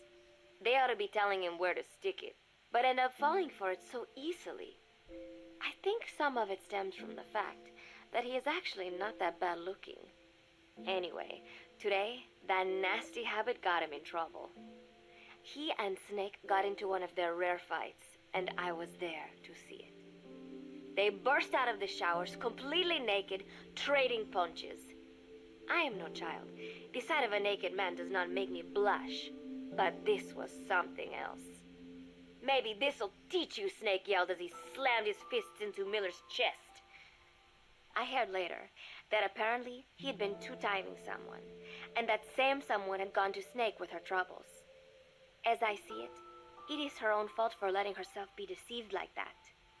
If she is too dumb to see through Miller's lies, then she got what she deserved. But this was not the first time it had happened, or the second, and Snake read Miller the riot act. Miller argued back, and what began as a shouting match turned into a fist fight. "You son of a bitch," Miller yelled as he swung. "Not bad," said Snake, smiling, "but not good enough." And then he was back on the offensive. They had already been at it pretty hard in the showers, and their bodies were covered with bruises. Both of these men had been trained for war, their bodies deadly weapons. They were each bleeding from a dozen places. All this from a fist fight. Even so, it was far less gruesome than if they had given it their all. It was obvious that one of them would be dead were they fighting for real. Miller took another swing, yelling, "Try this then!" Snake parried, then responded in kind, but I could tell he was not aiming for anything vital. "You are one tough bastard, boss," Miller muttered. A smile crept across his face as he caught his breath. And then they went right on fighting. Blood and sweat flew off their glistening bodies. It was combat without hatred or hostile intent. I had never seen violence like this before. And yet, it was more than just a friendly tussle. They were utilizing every technique they knew. It was not a sporting match. They were not playing by the rules. How could they keep this up? At last, the two men tired themselves out, and the bizarre scene came to an end. They looked at each other's battered bodies, and then burst out laughing, embracing and congratulating each other on a good fight. It all seemed so idiotic. I still cannot fathom such behavior. But somehow, I got the sense that for all his womanizing, Miller really only trusted one person, and that was Snake. There was no way I could ever come between the two of them, and at that thought, I began to feel as if I had lost. Okay.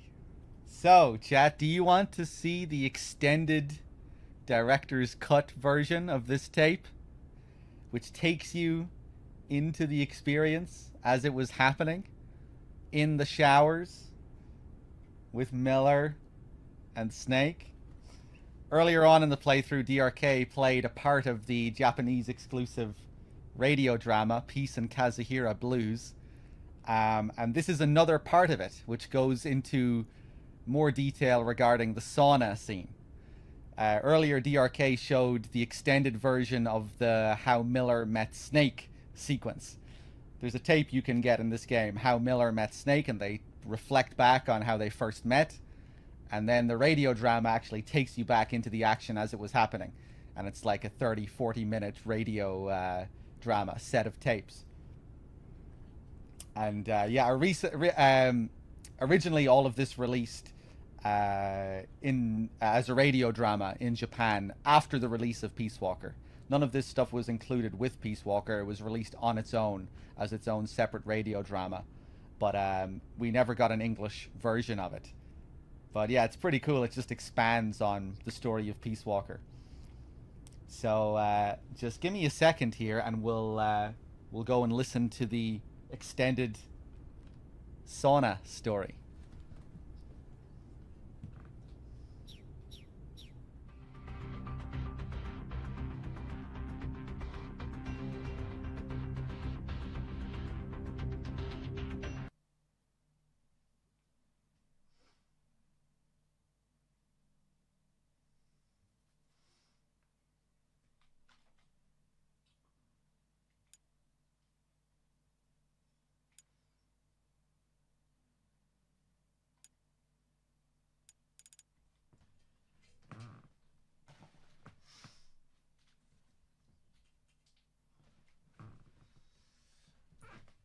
So, oh hey, my fucking capture card didn't do its shit like last time. Unfortunately, we never got an official translation for this. For Peace and Kazuhira Blues, if you own the Japanese version of Ground Zeroes, you can listen to it in Japanese with English subtitles. But they never released this part with Ground Zeroes or with anything else that we can have an official translation for. So yeah, we have a fan translation. There are a couple of errors, very noticeable errors, but it's pretty good overall.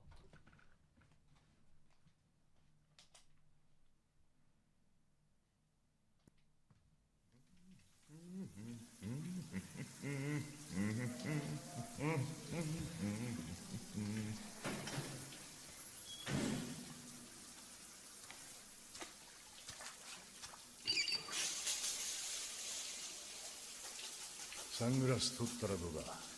ああ、暗いはずだ。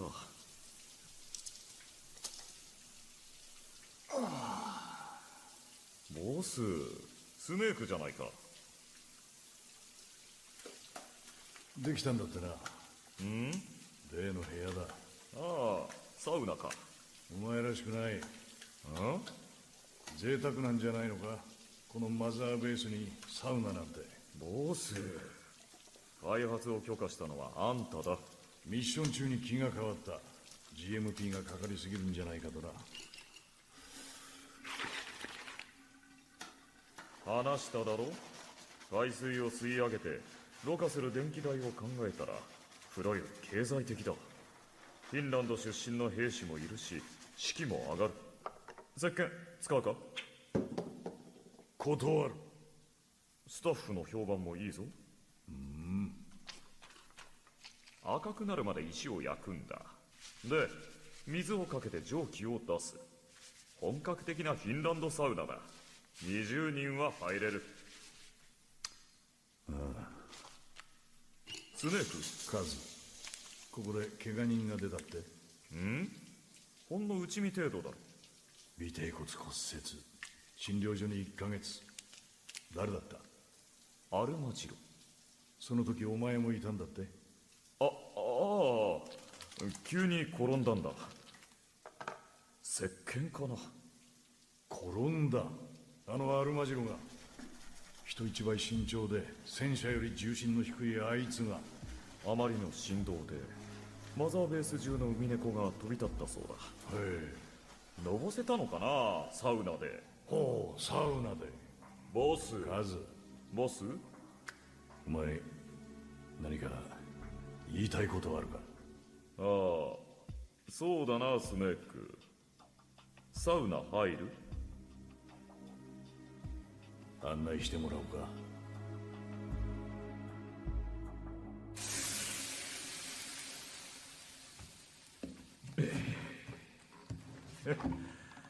見ろ、この蒸気。お前、内ももに傷があるな。どこを見てるんだ？お前の全てだ。そう。そのタオルで隠してるところ以外はな。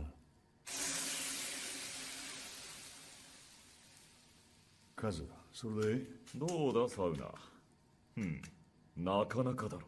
ああ、日照りの熱帯雲霧林が涼しく思えてくる。で、カズ。これなんだ？なんだ、その葉っぱは。ビヒタだ。白樺の枝を束ねた。ビヒタ？本場はこいつで体を叩くんだ。ビヒタでビンタ。血液循環を促して代謝を。やってみろ。いいけど。貸してくれ。どうぞ。おお、これはいいな。力強いな、スネーク。で、カズ。はい。後ろを見せてみろ。え？後ろ？立って後ろを向いてみろ。なんだ？なんだ、スネーク。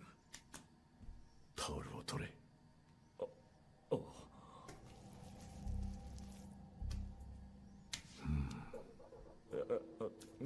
スネーク、どこを触ってる？尻にも傷があるな。爪で引っかかれたような。もういいか？いや、もう少し見せろ。前向け。え？前を向け。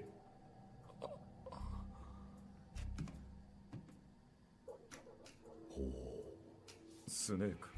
カズ、お前モテるか？まあ。おスネーク、どこ触ってる？カズ、座れ。あ。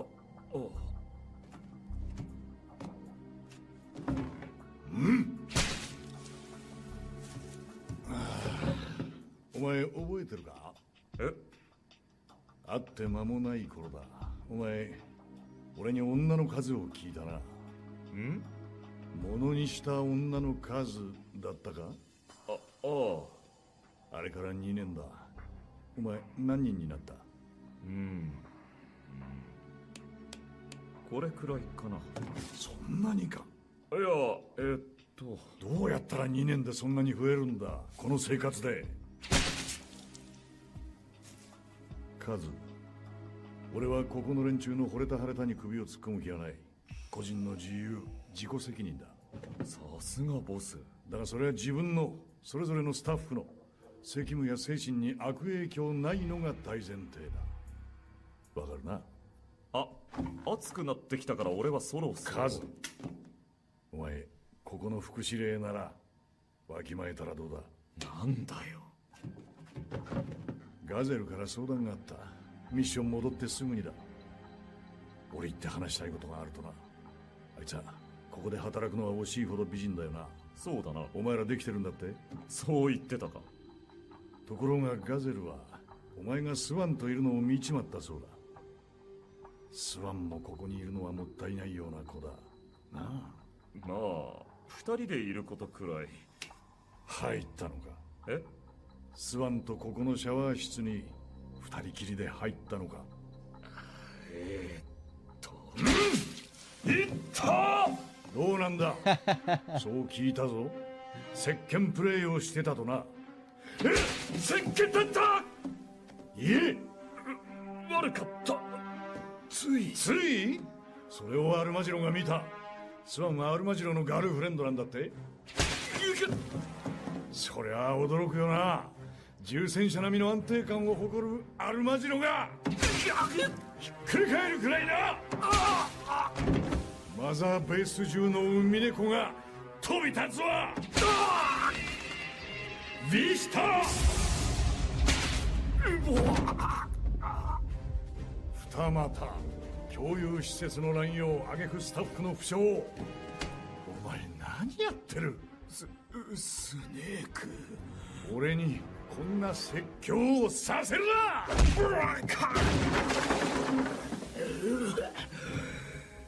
今のはグーだ。これだけじゃないだろう。お前、ドルフィン、ピューマ、コットンマウス、エレファント、一体何人に手を出した？つぶ好きか？やりやがった。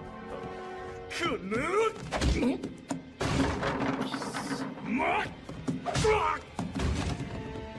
根性叩き出せ！行かせるか？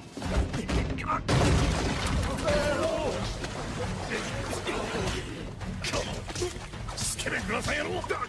握りつぶすぞ！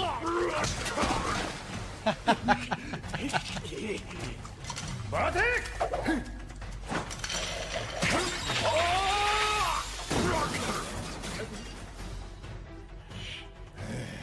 ！There's a lot of stuff slipping around there. そこを動くな。ボス、落ち着け。動物には本能ってもんが。ここは秩序ある人間社会だ。カバー！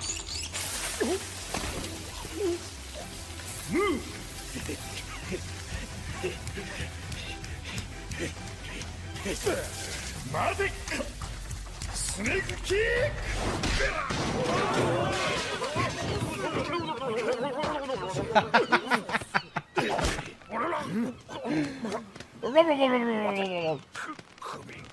ほてった体に気持ちいいだろう。海風が。なんとか熱くて背中になんか当たってらっしゃい。カズ、真剣に考えろ。女か俺たちか、両方。待て貴様、少しはこれを。俺がモテて何が悪い。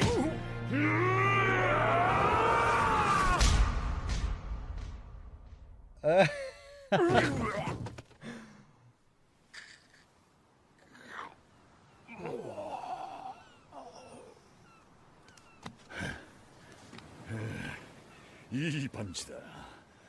だが俺には効かんぞ。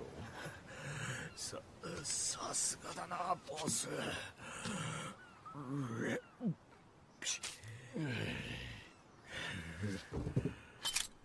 お前何を思った？フルトン回収装置。それをどうするつもりだ？全裸で空の旅はどうだ？ボス。ああ！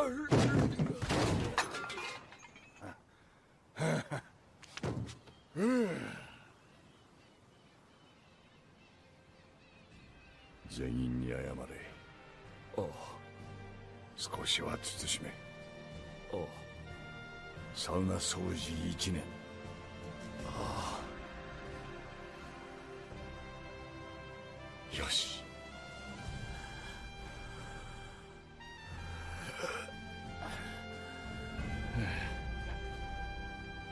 お前ら何見てる？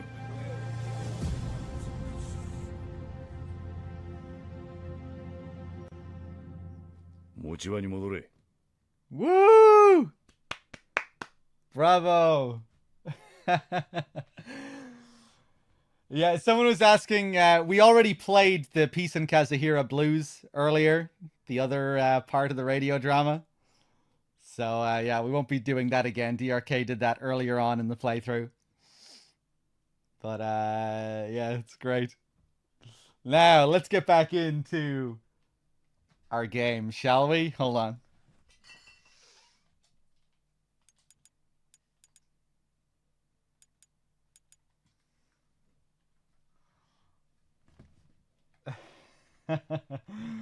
Some of the translation errors are hilarious. That hurted!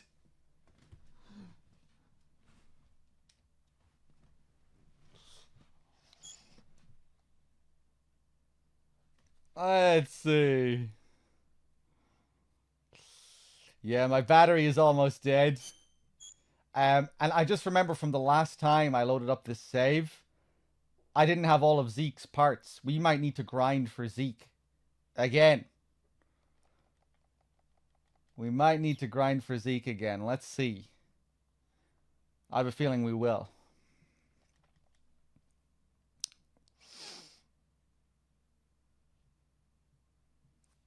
Bam.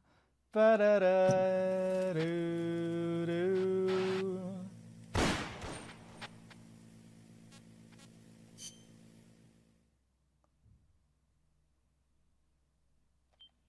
And to think I even had to give you this sermon. The High Priest, Big Boss. Let's load this up. It's either women or us.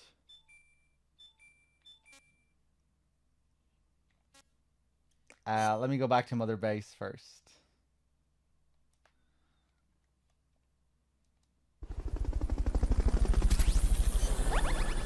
Ugh. How are we looking here?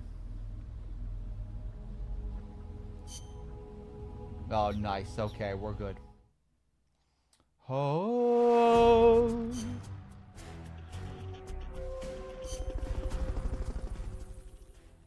What tape are we on next? Is it 8 or 9?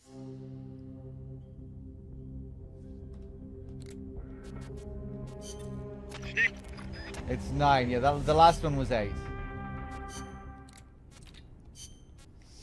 Boo-boo-doo. Suck my bones. All of Mother Base is preparing for a festival. Since Snake and his soldiers spend so much time fighting, they are setting aside one day a year for peace and relaxation. I do not know all the details, but apparently that is what Snake and Miller decided. These soldiers love the idea, of course. There is so little fun to be had here that everybody looks forward to events like these. That is all well and good, but somehow I got roped into getting on stage. Come on, we even both have peace in our name, said Miller. And Zdarnov, that old Ruski's name, has something to do with peace too, right? Hey, as long as we're having a day of peace, we ought to get an act together. The Three-Piece Band. I thought he was joking. He then proceeded to share his idea without bothering to check with me. And now, I am slated to sing. Apparently, he had heard me on the deck one day, and since then he's wanted to form a band. Everybody's looking forward to it, so there is no way for me to back out now. I have never done anything like this, but it does feel kind of nice to know that people are looking forward to it. I mean, it cannot be any worse than Miller's singing, but modifications to Zeke are already finalized, and I must complete my mission. Betray Cypher now, and I will face a fate far worse than death. Still, there's no need to put things in motion just yet. What difference would it make to just wait a little while longer? A whole day of peace. The mission can wait until after that. Can it not? I know I am only delaying the inevitable. When the day comes, one of us will have to die. Snake or me. But still, if I could just come up with some way to stall Cypher, at least until our day of peace. When did I start having thoughts like this?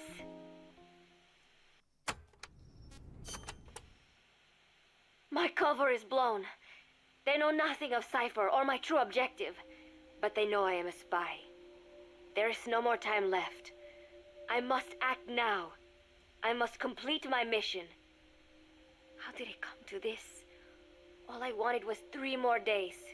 Just 3. Miller's already finished writing the song. It is called Love Deterrent. It is about a girl who cannot express her true feelings. I have been practicing. I am no pro, but I was pretty sure I would do a decent job. And now this. Cypher found out that Zeke was complete. He must have someone inside Mother Base besides me, spinning his tightly wound web of control, leaving no room for individual will. Typical. When they found out Zeke was complete, I was ordered to execute the operation immediately. If I was going to enjoy just one day of peace, I had to ensure the plan could not move forward. I tried to sabotage Zeke. I thought by damaging the drive system, they would have no choice but to delay their plans. I waited until midnight, and then snuck into the hangar. There would be trouble if it looked like sabotage. I selected one of the drive system's load-bearing parts and carefully worked to warp its shape. The leg's drive system requires a high degree of precision to operate. Even the smallest deviation would have done it. Then, Chico walked in. Maybe it was one of those nights where he could not sleep. In any case, he saw me, panicked, and took off running. It would have been easy to kill him, but I could not. I know he likes me. It is not as if I would ever have an interest in a child like him, but I could not pull the trigger. Not at him, not in the back. Will he tell them? Or is there a chance he will keep it a secret? Protect me? No. He knows now. Knows I am not who he thought I was. He ran without even questioning what I was doing. There is no chance he does not know. And soon, all I have built here will end. And if Cypher has another agent among them, if he finds out I tried to sabotage Zeke, this place will no longer be my heaven. Then it is settled. I make my move now. Chico walked in before my sabotage was complete, so Zeke should still be operational. It might not run at full speed or power, but I do not have time to fix that. Without Zeke, I do not have a chance in hell of winning. I must act fast before Chico sounds the alarm. I knew it would come to this. I just did not think it would be so soon. It is time, Zeke. Metal Gear Zeke. Activate.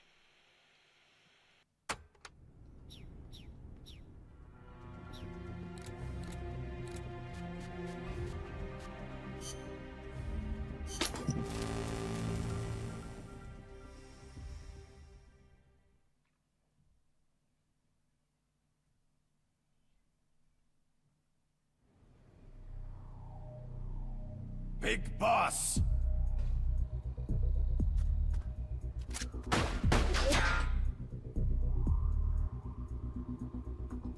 My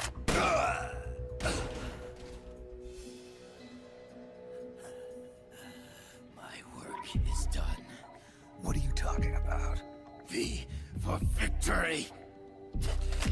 Rocket, peace!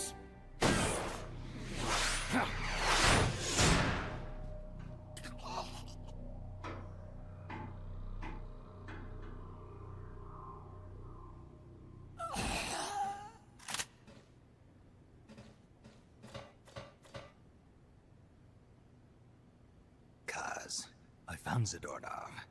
I had to kill him. Huh. So much for our fugitive. Something's not right here. I'm thinking he had a friend. Someone inside MSF. Huh? What's going on? It's Zeke. It's moving. What? There's somebody inside. I can see them. Snake, get up here. Pronto!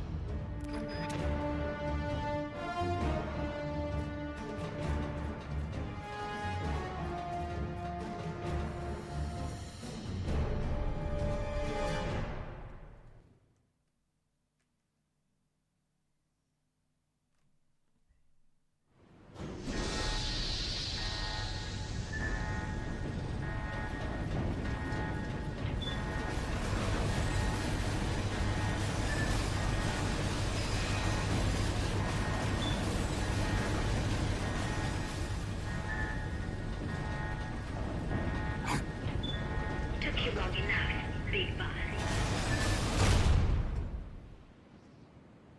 Boss. Get down from there before you hurt somebody. Maybe I want to hurt somebody. What's going on? She's not herself. Oh, I am myself, all right. My true self.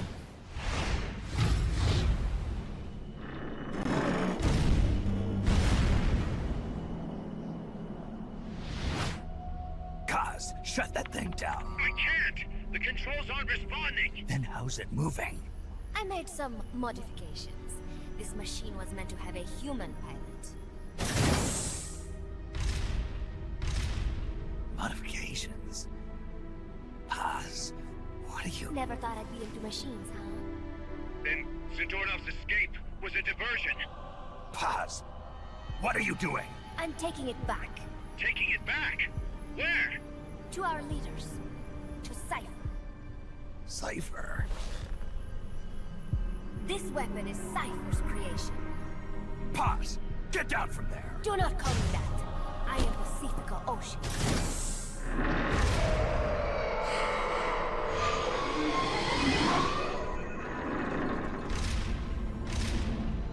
My name, my age, my mission. Cypher gave them all to me. My entire life has but one purpose.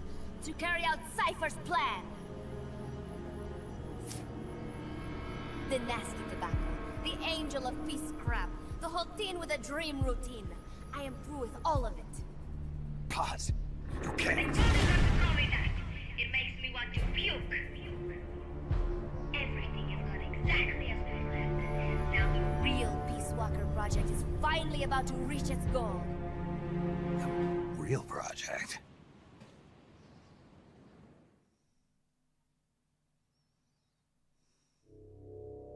Once upon a time, there were two young men who idolized a hero called the Boss. One day, they suddenly lost the point of origin. This cipher, that was like a mother to them. Unable to come to terms with their sorrow, they each decided to carry on the will of their hero. But they could not agree on what that meant. In the end, they became bitter enemies, and the Zero from which they both started was split into two. And you have been on the wrong path ever since. There is no happily ever after waiting for you in the end, unless you obey the will of Cypher.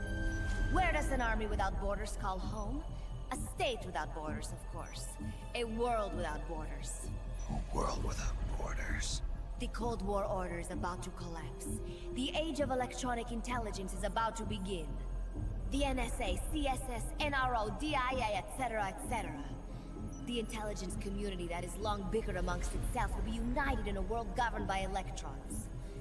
Cypher will gather all information, watching over the world and guiding the will of its people, all while they remain blissfully unaware. There will be no one to oppose them. For the first time, the world will be ruled by a single will. Until the new order is in place, you and your army will be the force that protects it.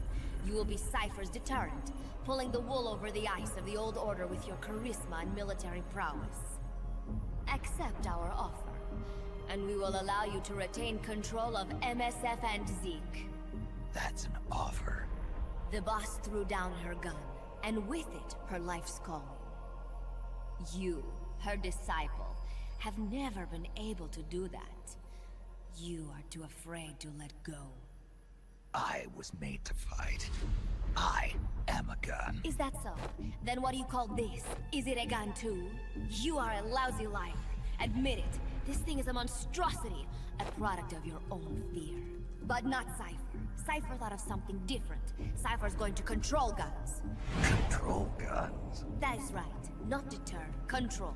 It is the ultimate approach to the illusion of peace. Control power. You're gonna be disappointed. Then we are done. Thank you for playing. Better luck next time. The offer is rescinded. And now the ultimatum. Zeke is already in nuclear strike mode. What? I'm taking the weapon you built and using it to launch a nuclear strike on the east coast of the United States. You're insane. What are you after? But wait, here is your consolation prize. We are about to show the world just how dangerous a gang of outlaws, an army without borders, can be. You and your men will become pariahs, and you will be wiped off the face of the earth. Rather than heroes, you will be seen as a well-armed extremist cult prone to indiscriminate outbursts of nuclear aggression. You will give rise to a new world order, an age of deterrence defined by its fear of extremist cult influence. Do you like the picture I am painting, Big Boss? When all is said and done, peace is nothing but a fantasy. A game is a game. You either win or you lose. All you can do is fight. Stop me if you can. The peace sign is the V of victory. Say, peace.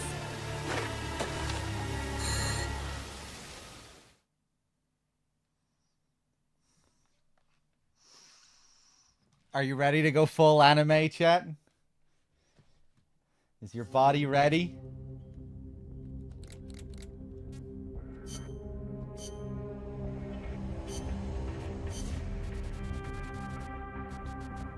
Combat.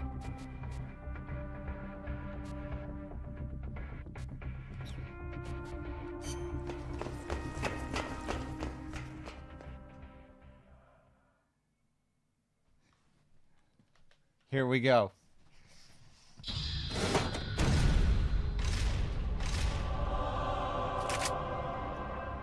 She's gonna launch a nuke. Snake, we've got to stop her. Whatever it takes. Awaiting your orders. Stop me if you can.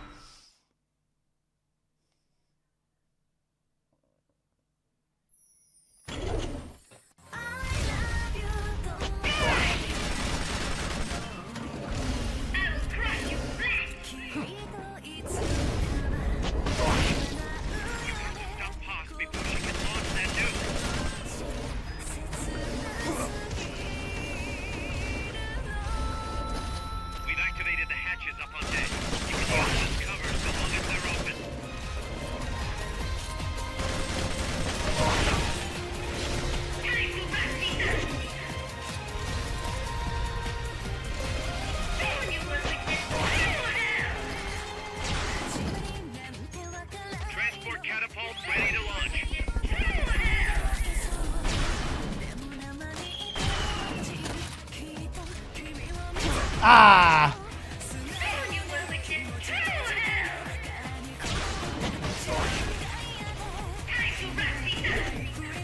Other bases gun platforms to use. The control panel is on the edge of the deck.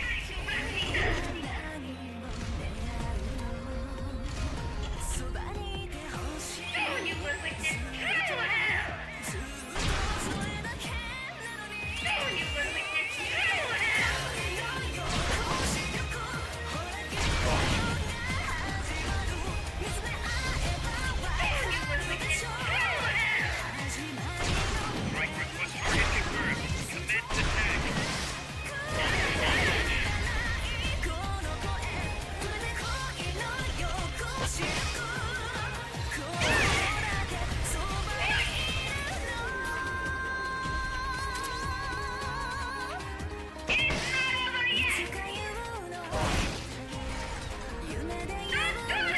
Now she'll go over to destroy those missiles. And then we can get her from this side. Zeke's getting distracted by the gun platforms. Anti-ship missile ready to fire.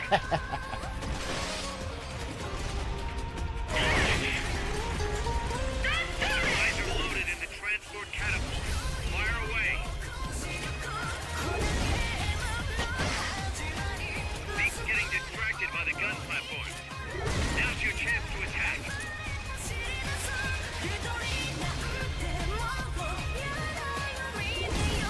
The rocket launcher's reloaded. Let him have it.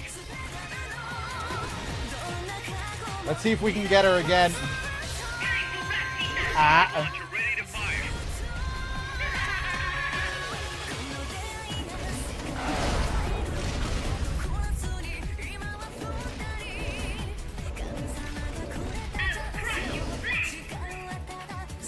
Ah! I thought I was underneath it.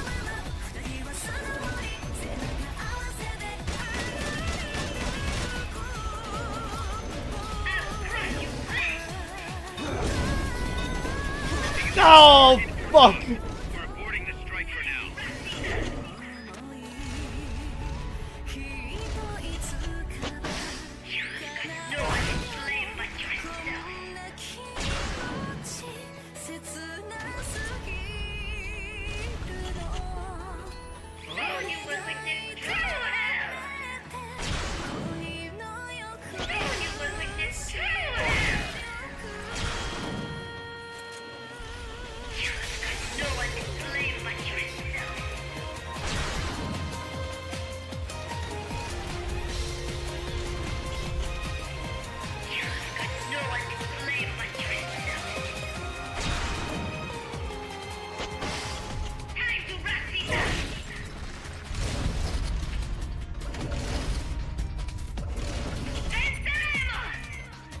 Anti-ship missile is loaded and ready to launch.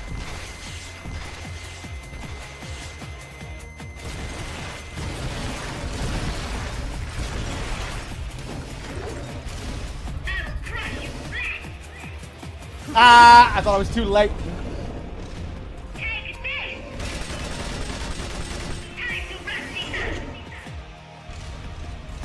Just in case you've never seen this game before, this is your own Metal Gear that you create. And the difficulty of the fight depends on how much you've upgraded it and the parts that you're choosing to use. This is a pretty bare bones version of Zeke, but it is possible for this Zeke to have like jetpacks on the legs and then she'll be able to fly all over the place. Right now she's missing the radome as well. She can have the radome along with the railgun. So yeah, all of that stuff, it depends on how much you've upgraded it. So this is a pretty simplified version of it.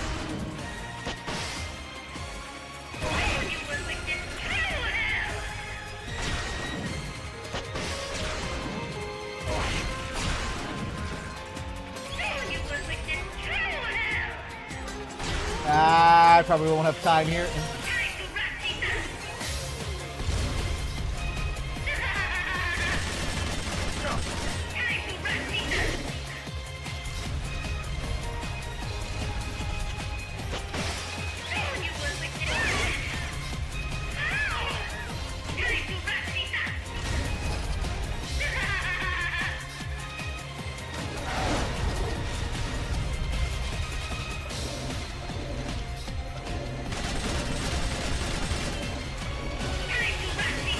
Come on, do the stump!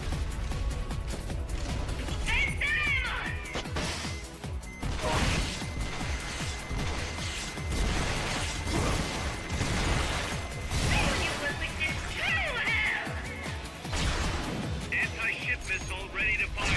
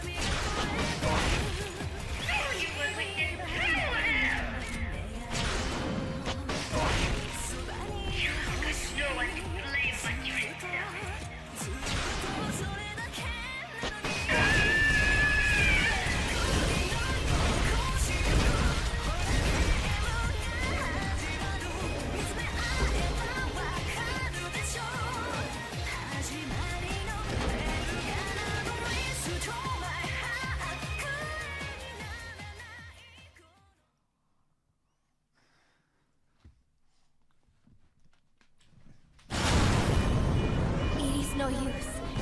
Zeke is out of my control. This is where it ends. Listen to me, Big Boss. As long as your army is needed, the world will never know true peace. The peace you will know will be fleeting, elusive. They will use you, disgrace you, and then finally discard you like they would a cancer to society. This is the path you have chosen.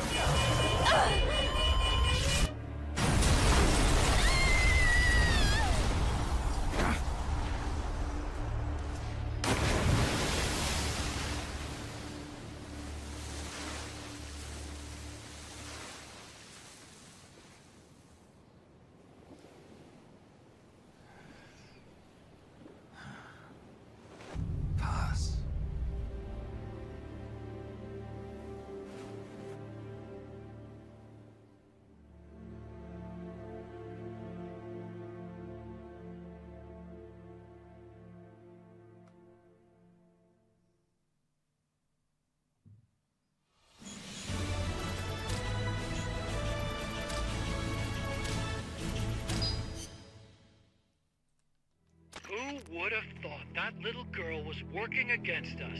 Tell me about it. She had everybody fooled, me included. I can't believe I didn't pick up on anything. Snake, there's no point in beating yourself up over the past. But hey, maybe you should put in some practice against Zeke in case this sort of thing ever happens again. In any case, I need to go talk to Dr. Strangelove. Zeke still isn't ready. Huey!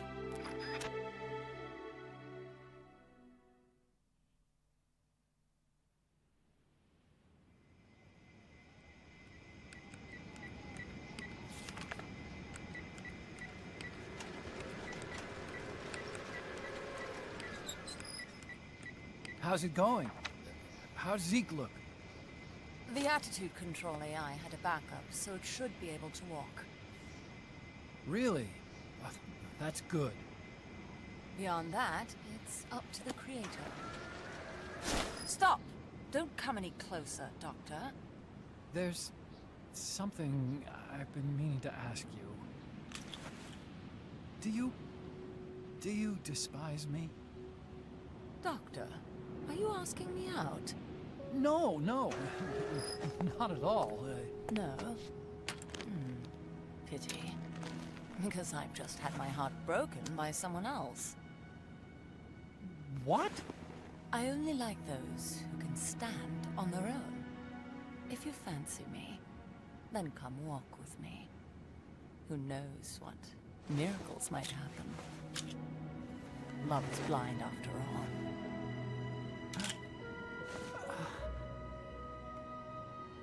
Take your time.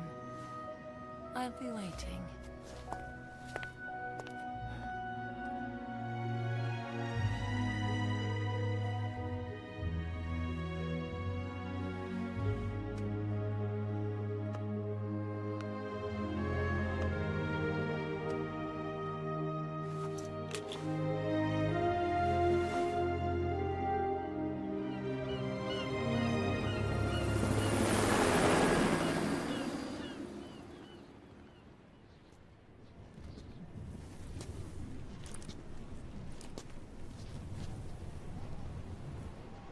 Snake!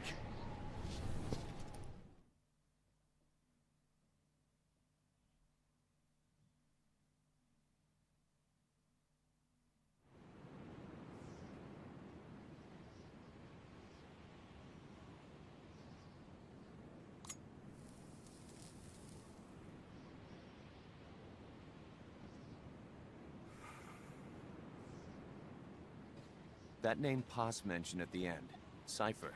It's a code. It means empty. It also means... Zero. A world of electronic intelligence, built on codes. And at the center of it all, a zero. Kaz.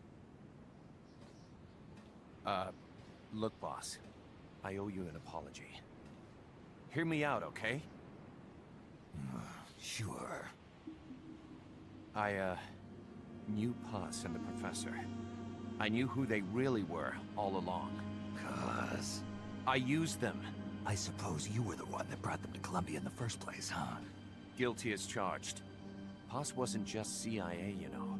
She was working for the KGB, too. And for this Cipher group. In other words, she was a triple agent. You knew all of this? Wait, let me finish. Listen. MSF never would have gotten this big if it weren't for them. This mercenary business we built. Someday it's gonna be a new driving force in the world economy. Is that your goal all along? The Cold War's not gonna last forever. Sooner or later it's gonna give way to an era of regional conflicts and terrorism. A paradigm shift from counter-communism to counter-terrorism. In the new age, armies won't be tied to states, and war will become a business. We'll be a valuable commodity. There'll be clients all over the world who need our services. MSF is only the beginning. What we're creating here is a revolution in itself. Am I right? Kaz, it's not going to be that easy. What do you mean?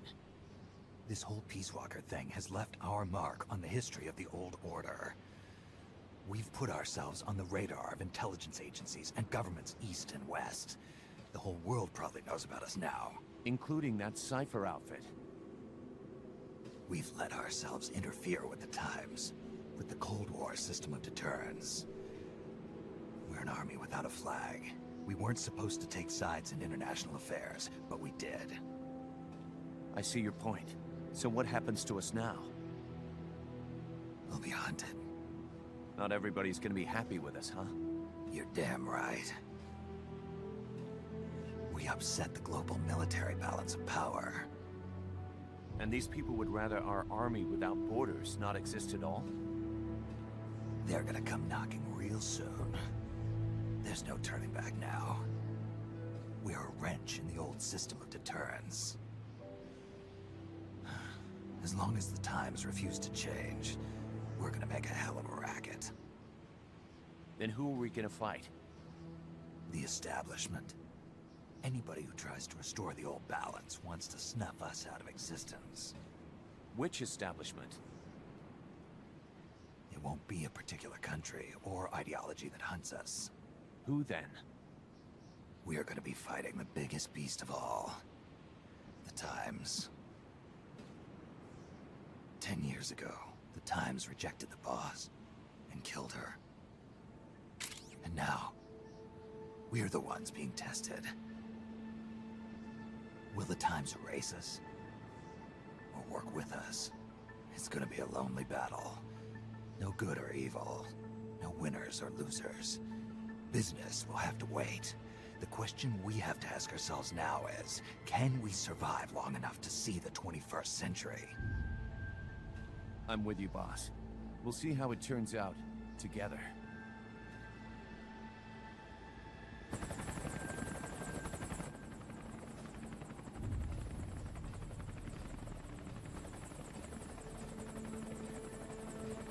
The hunt is on, Kaz. And the whole world's on our tail. Assemble the men.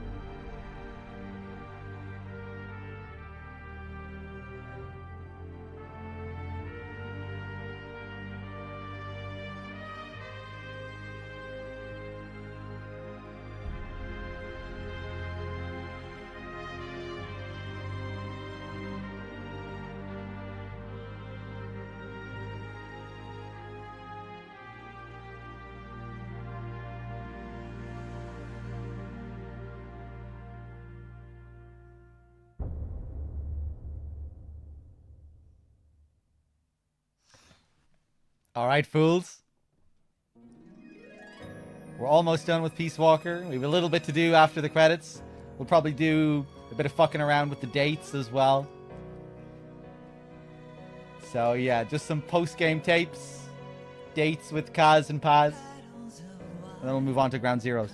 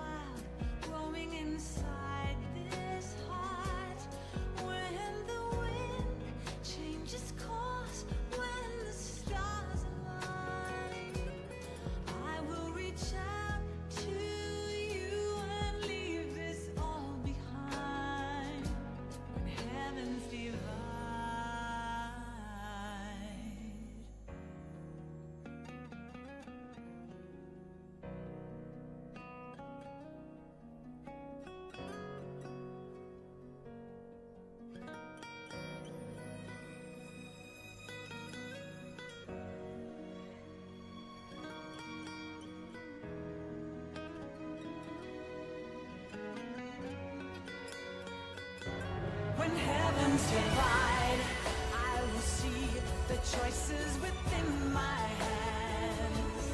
How can we ever protect and fight with our tiny souls? Let me shine like the sun through the doubts and fear. Do you feel the storm approach as the end draws near? When heavens divide, time will come to softly lay me down. Then I can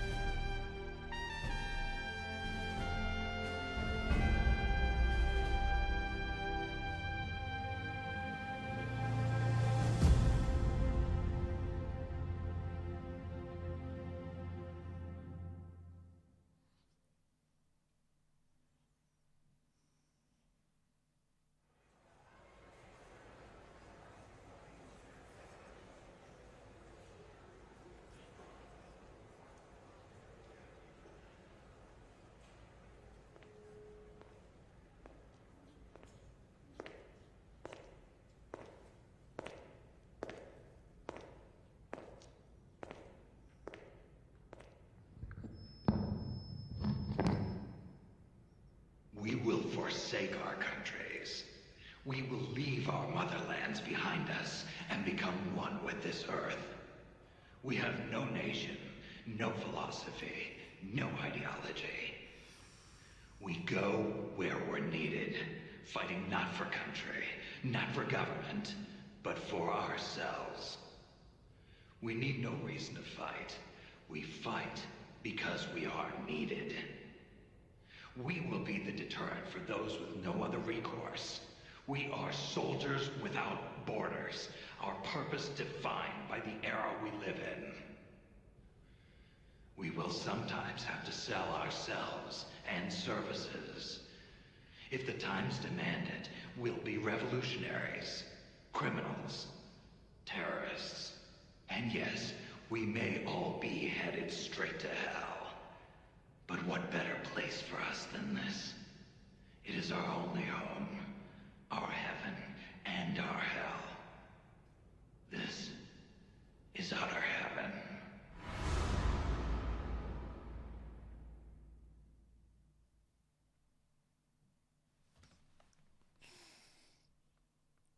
There we go. There we go. Now, let me just see here. We're not done yet. We're almost done. We still have to show the post-credits tapes and the phone call.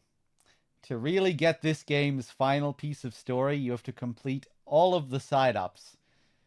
And then you will get the equivalent of the post-game twist, which is usually the post-credits twist, and you already get post-credit scenes. But this is like the, you know, the typical post-credits twist. But in this game, you have to do all the side-ups to unlock it. So a lot of people don't even know that it exists. Hold on a second. Let's go back to our mission selector. There are a few other post-game tapes that we can show as well that kind of follow up on what happened at the end there. Snake, Zador. One with Chico as well. Remember the last time he was lovesick over Paz? Well, we can get a follow-up on that now. Chico, I heard you saw Paz trying to sabotage Zeke before she activated.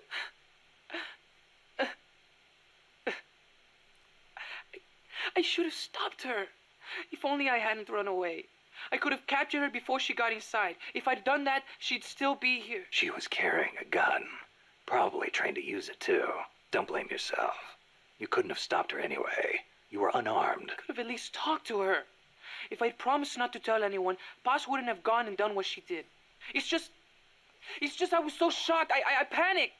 Ran away. Chico, when you saw Paz, she was trying to sabotage it, right? Huh? Well, yeah. And right after that, she took control of it, tried to make me surrender. Something doesn't add up. Why would she sabotage Zeke when she was about to use it against me? What? Her actions were inconsistent. Even for a spy. If she wanted to destroy Zeke, she could have done it and run away. But if her goal was to steal Zeke, she'd have no motive to sabotage it. I don't know. Maybe your seeing her caused her to change her plan. I don't get it.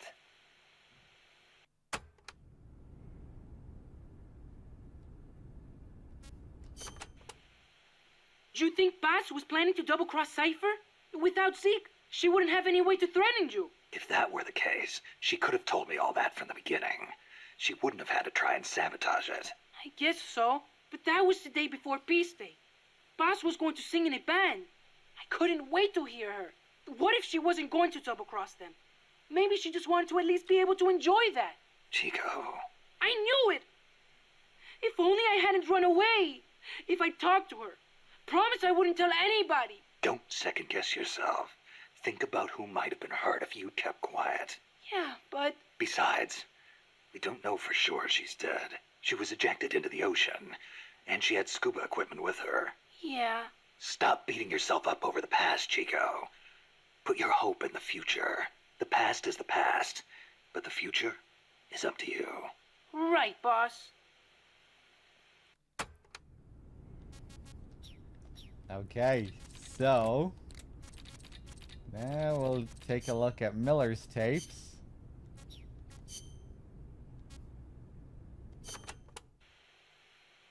What do you think, Kaz? Remember that habit Paz had, Snake? How she always had her index finger on her upper lip like this? Yeah. It bugged me ever since we first met her. Never figured her for a snuff user. I can't believe we never noticed. She used the kind where you keep a pouch of leaf in your upper jaw, let it absorb through your gums. She might not have been used to it. Probably used her finger to keep it in place. Oh, my controller finally died here. Hold on.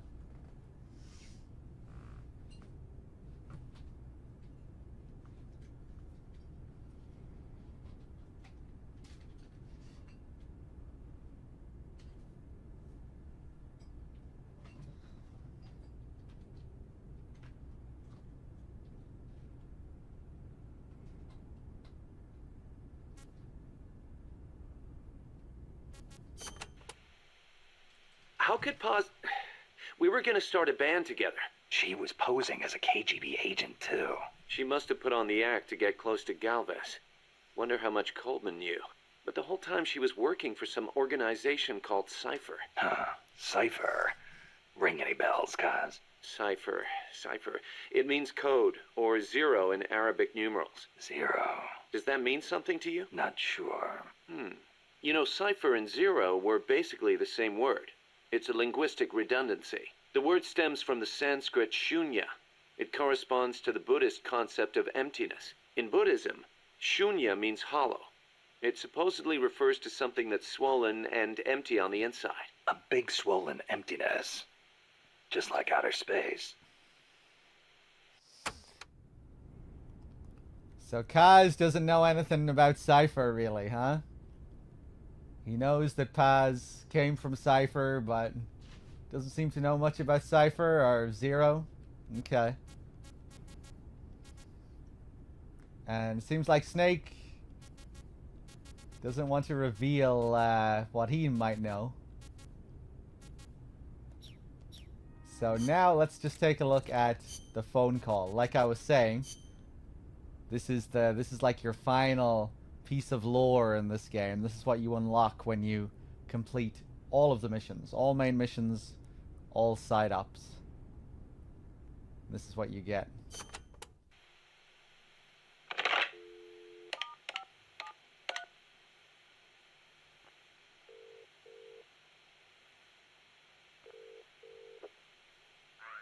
It's me. Smoothly? Naturally? No. Big Boss doesn't know the truth. No, Langley hasn't decided what to do yet. Their hands are full with their own mess. True. Lubyanka is in the same boat. Yes. Other eyes continue to watch, but no sign of contact so far. Exactly. It's a non-state army to use however they want.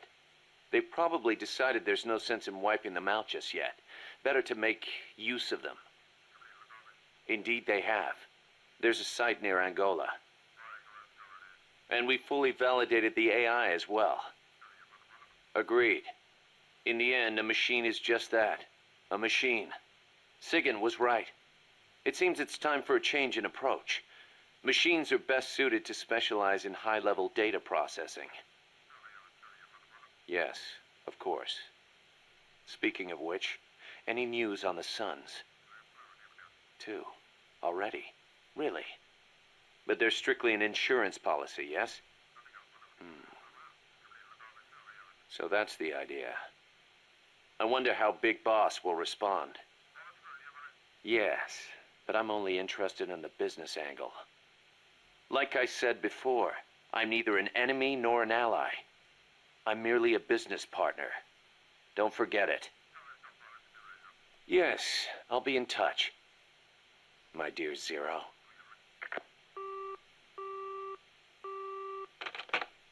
Oh my god! So, Miller seems to know Zero quite well, as a matter of fact. Miller knows a lot of stuff. He knows about the clones.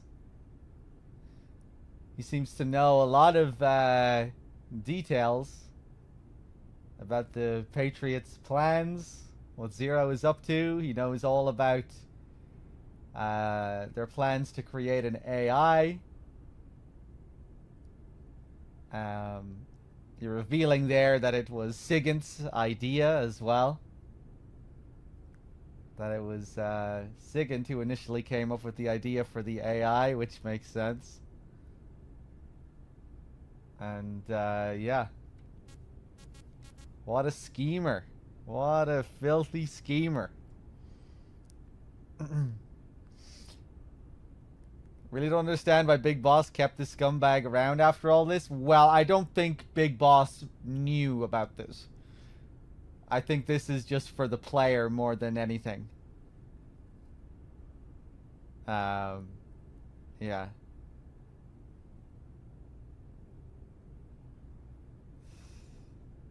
This is, you know, this is all optional stuff that you get after completing the game, all stuff that you do. Wait, hold on 1 second, 1 second.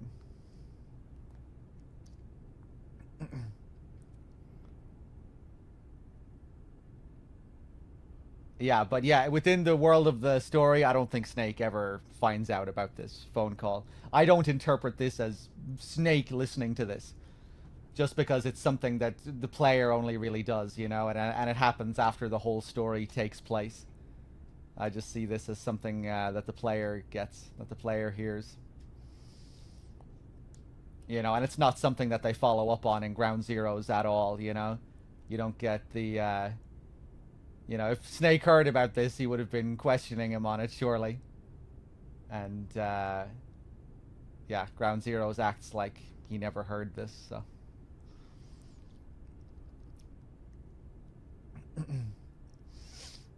But then in the Phantom Pain, it's brought up a couple of times.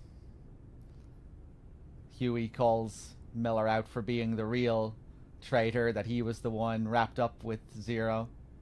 And Miller even says it himself after the first mission of the Phantom Pain, you know. He says, I was the one who got mixed up with Zero. Although I guess he could just mean, with regards to Galvez and Paz, that, you know, he was the guy who brought Paz and Galvez from Zero, because he did tell Snake that much. He told Snake that he knew where Paz and Galvez came from. He just didn't reveal the extent of what he knew about that organization. He's still playing coy regarding Cypher. He says, "Oh, yeah, like, I know they came from Cypher, but I don't really know anything about Cypher," when that's a lie.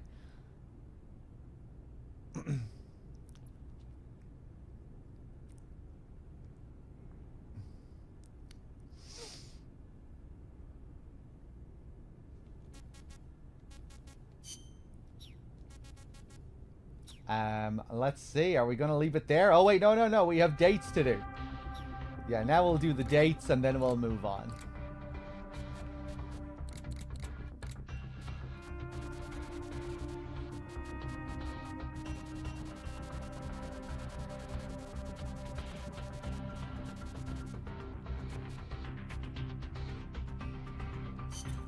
Snake, the sunsets are so pretty here. Are you feeling okay, Kaz? Yeah, I mean, I've got MSF business to think about and all.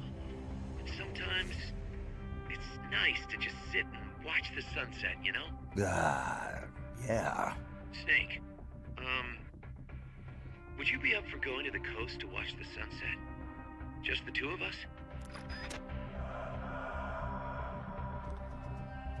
Big Boss isn't stupid, though. Sure, he'd put 2 and 2 together if Miller tells him that he knew who Paz really was. No, I don't think so. I mean, when Kaz reveals what he knows at the end of the game, there's nothing to suggest that Big Boss thinks he knows all about Cypher and all this shit.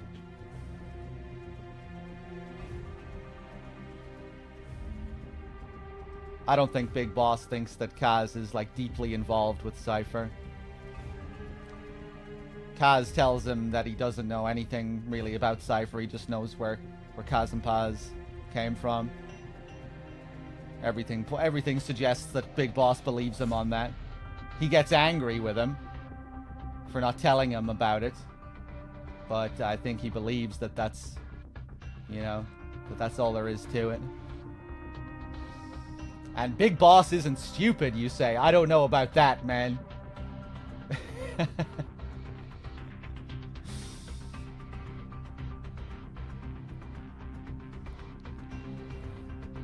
Big Boss has shown himself to be very, very stupid many times.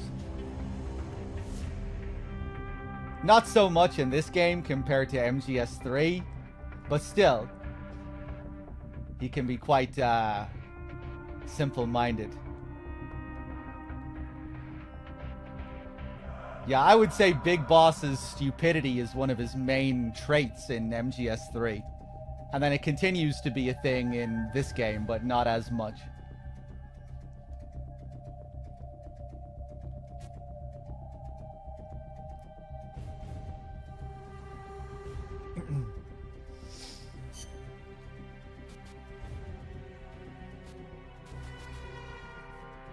Yeah, Kaz is the brains of the operation.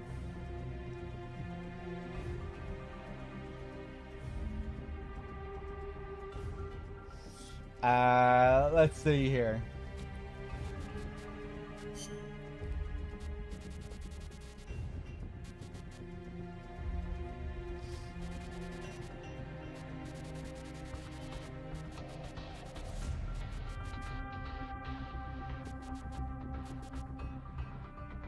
I love the beach. I love the beach.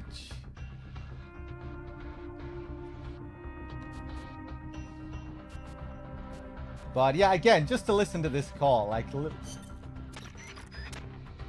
Kaz plays completely dumb with regards to Cypher. I see no reason to think that Snake suspects him of all of this. Hold on.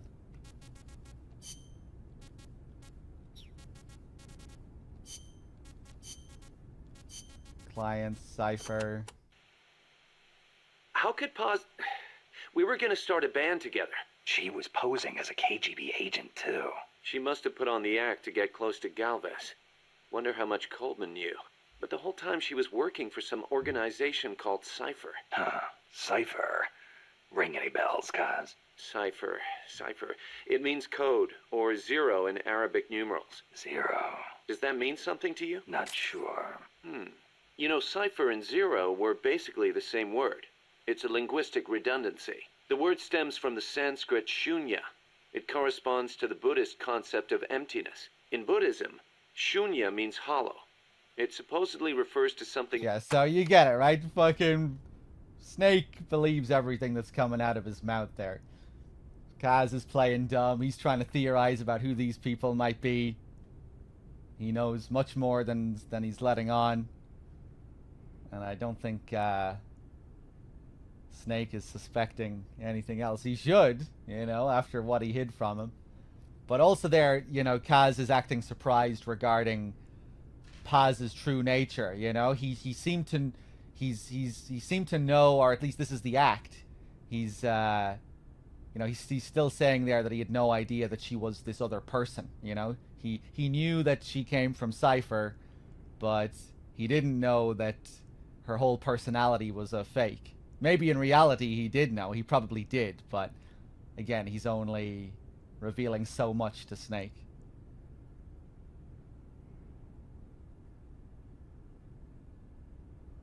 That he just knew that they came from Cypher, and that's all he knew. He didn't know anything else.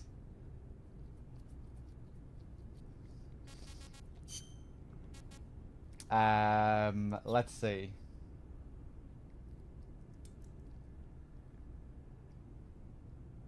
And I think that could be your explanation for that dialogue that people always go on about at the start of Ground Zeroes. You know, when he starts wondering to himself about, like, which was the real Paz, which was the lie, and everyone is like, but didn't he know?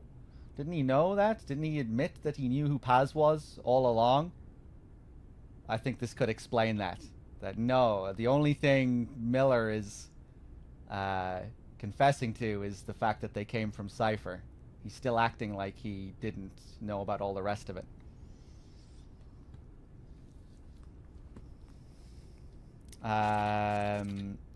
Right, let's do this date. Blad, how's it going?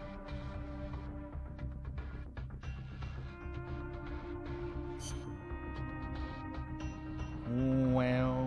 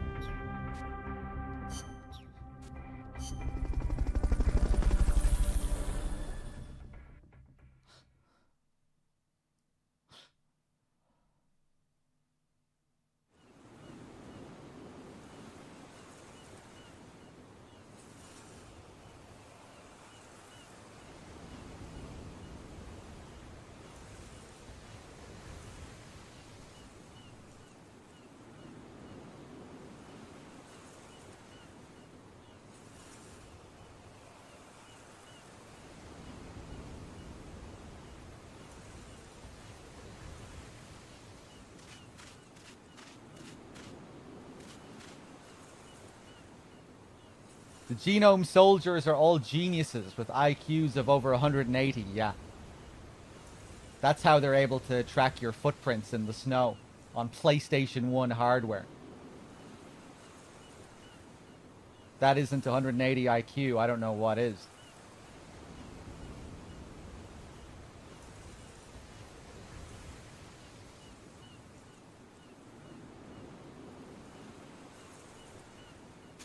Ugh. I've been waiting for you.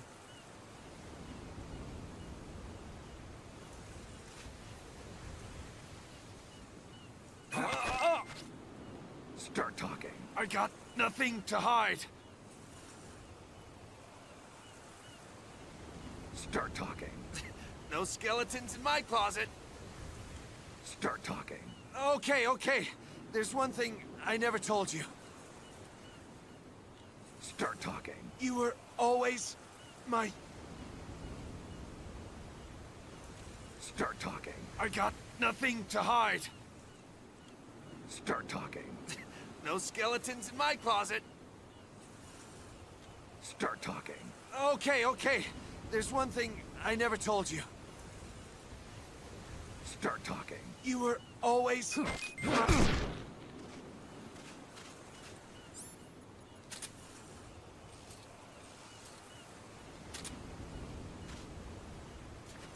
Stop it. I'm not that kind of guy. Snake. I guess a little fun and games never hurt anyone. I'm not that kind of guy. I love the interjections from your support team. What exactly do you plan to do with Monsieur Miller? Everyone's watching back at the base. Are there ciphers around here? Snake. I thought Miller was your friend.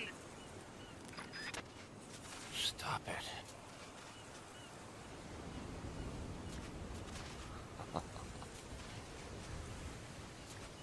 Stop it. I'm not that kind of guy. What you two choose to do with your time is up to you. But I am not impressed with knocking someone out to take advantage of them. Yeah, you just take advantage of them. When, you know, when they knock themselves out. When they're just sleeping. I don't think I'll ever understand you two. Why so cranky? Stop it.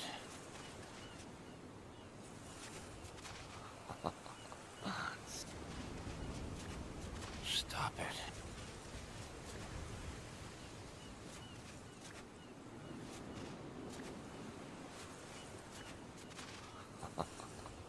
Snake. Okay, I think we got all of the dialogue. Stop it.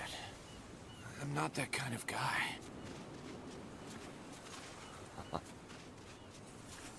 Stop.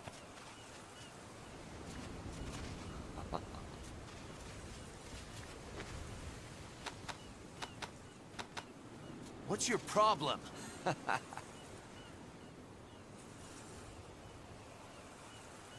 We can break his glasses as well if we keep throwing him around. Whoa! Whoa! Okay, you win!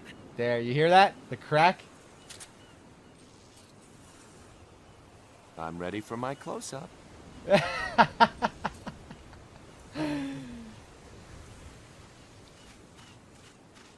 Fucking Sunset Boulevard.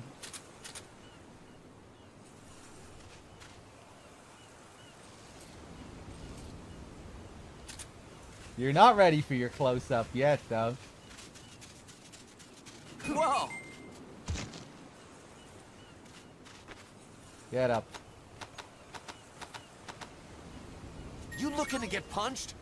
Oh, damn! He actually gets angry if you punch him too much. I thought he always loved getting thrown around. Is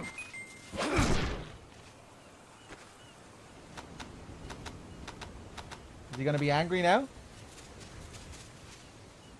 Ooh. Man, Akin Downs is so good in this role. Okay, let's talk to him. Meow. Meow, meow. Don't die on me. I'm not gonna die on you.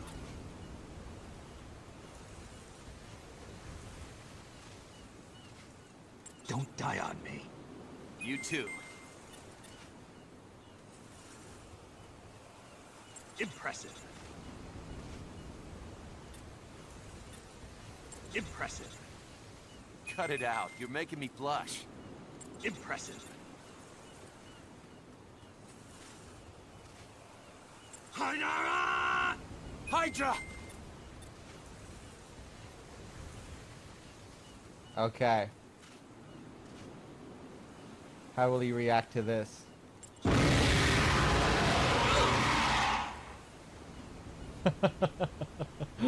You can do a Monster Hunter roar.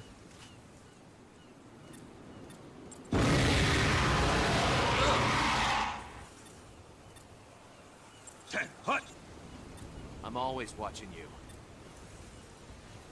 Loyal to the end, people. You're kidding, right?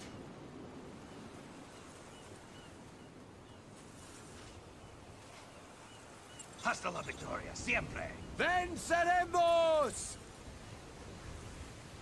Impressive. Cut it out. You're making me blush. I'll be sure to notify your next of kin. I'll be sure to notify your next kid. MSF is the only family I've got. Oh. I love how they have some really unique reactions to some of these. Peace. Snake, you... Yeah, you don't want peace? We are in the war business. Peace. Snake, you... Kept you waiting, huh? Can't wait any longer. Guess it's time to launch some fireworks. You're kidding, right? You dish it out, he punches you, we might go back and select that one. Guess it's time to launch some fireworks. You're kidding, right? Okay, now let's see if we can get him to pose.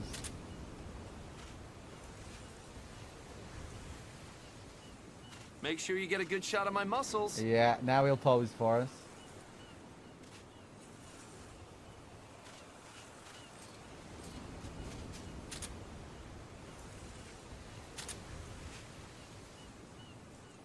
Make sure you get a good shot of my muscles.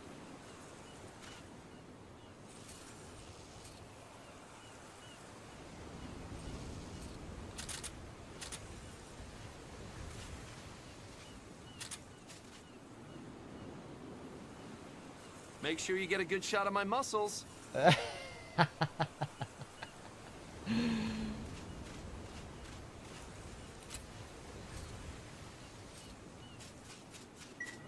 Damn, Kaz. Quite the specimen.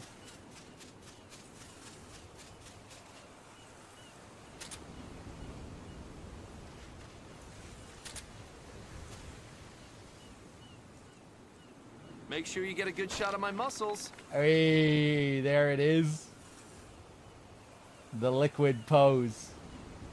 The big clenched fist sound effect. What really makes it, though, is when we come out of the animation, we unequip the camera. There it is. Make sure you get a good shot of my muscles.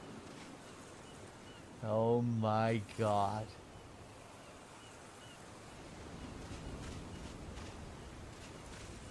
Holy Jesus. Have you ever seen anything so majestic?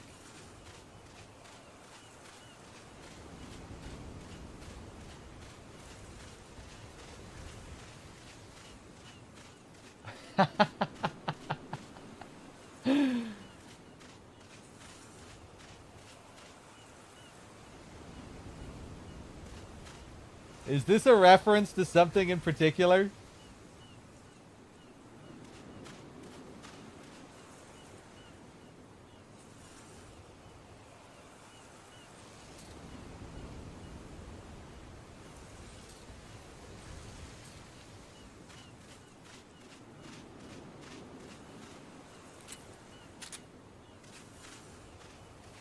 I think that's the last Maybe one. We were meant for each other. Make sure you get a good shot of my muscles. Yeah, now he's resetting. Make sure you get a good shot of my muscles.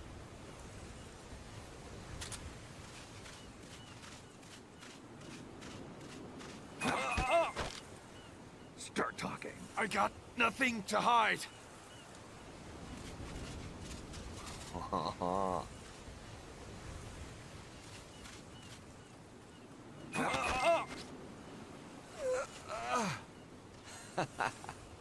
Ah, the choke is like its own separate thing as well.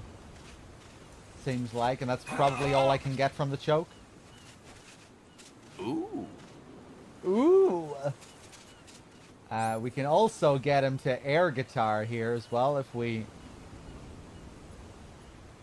equip our Walkman.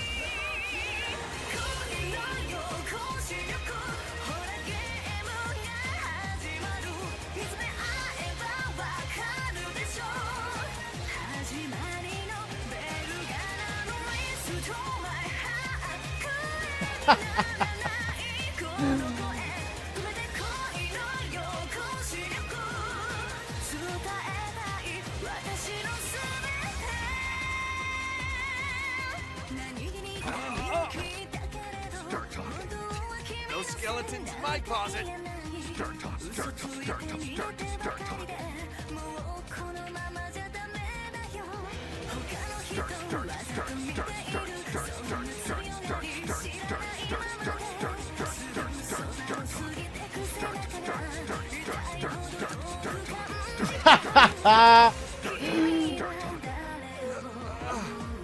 Okay, that's a new one to add to the routine. Okay.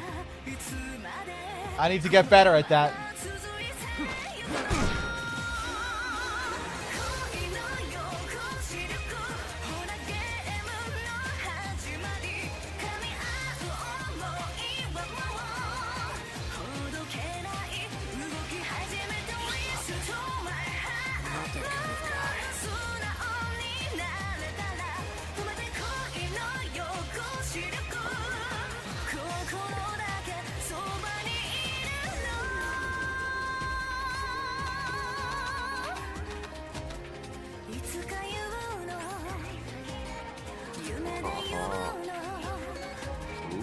Got room for two?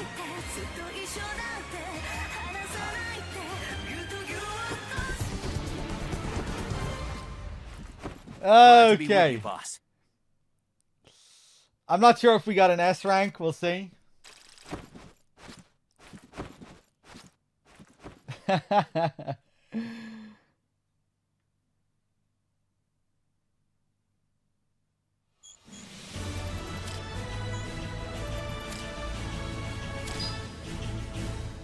Hey, nice. Miller affinity. So yeah, you have an affinity stat. If you say things that he likes, you get more affinity. If you say things that he dislikes, you get less. It's pretty easy to raise his affinity because he likes pretty much everything. You know, you punch him in the face, he loves it. You throw him around, he loves it. Start strangling him, he loves it. There aren't too many things that he dislikes, really.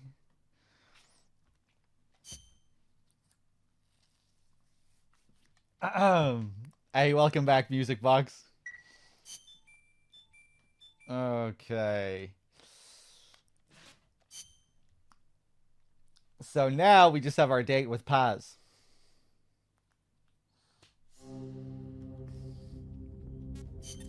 How's Paz doing? Okay so far. Still shocked about being lied to by Zadornov, but she's actually getting along great with the crew here at Mother Base. Really? That's good to hear. Still, it's gotta be depressing for a girl her age to be cooped up on an offshore plant all day, even if it is only temporary. I bet she'd love it if you took her out somewhere once in a while. So let's see how Paz reacts when we show up in the same outfit.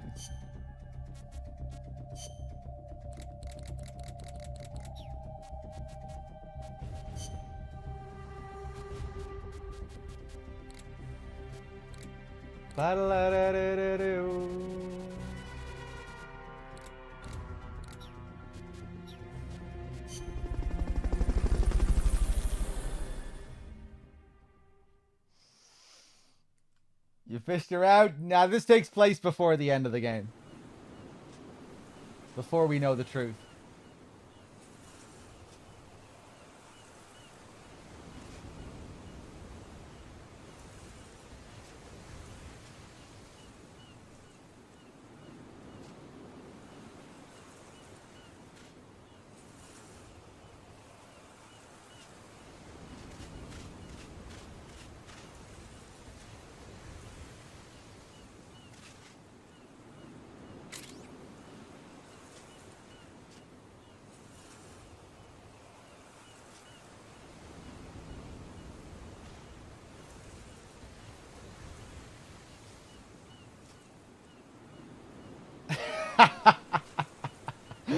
I'm trying to make this as disturbing as possible.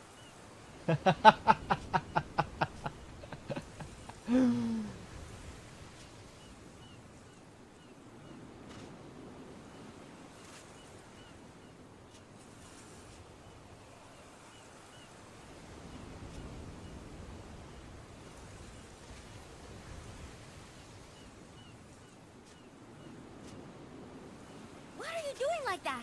Oh, hello. What?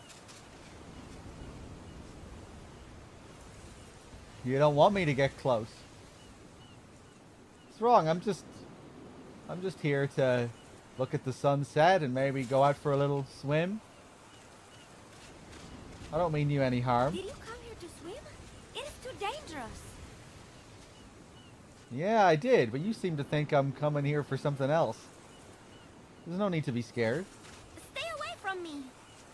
What? You've got quite a body. See, you can't deny it, can you? Even when you're terrified. Are you really terrified?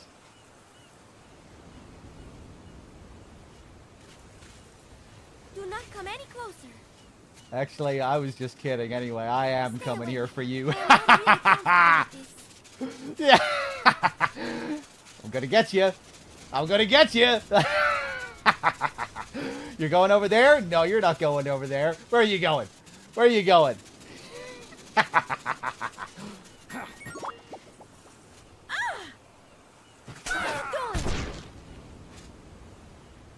are you doing like that?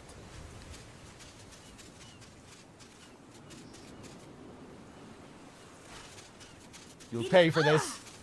You'll pay for this. Can you please stop that? What? Can you please stop? What? Can you please stop that? Creep.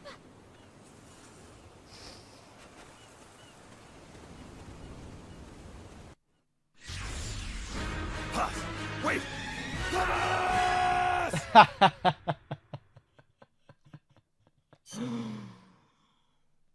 So, yeah, if you show up in the trunks, you can't really do anything with her because she's afraid.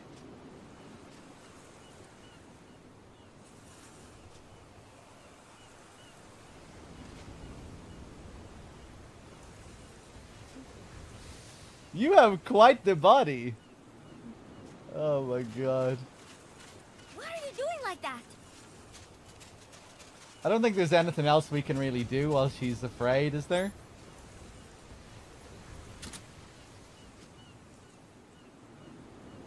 Be hilarious if she still got in the box. Did you come here to swim? It is too dangerous.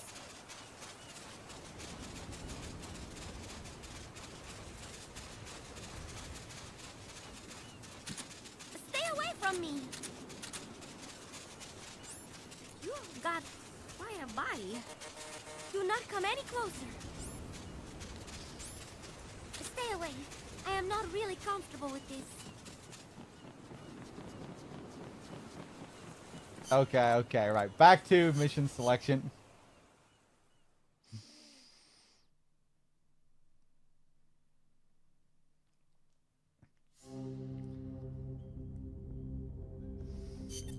How's Paz doing? Okay so far. Still shocked about being lied to by Zadornov, but she's actually getting along great with the crew here at Mother Base. Really? That's good to hear. Still, it's gotta be... You need to remember, Paz isn't really a child. She's a 46-year-old woman. Paz is a 65-year-old woman. You need to remember that.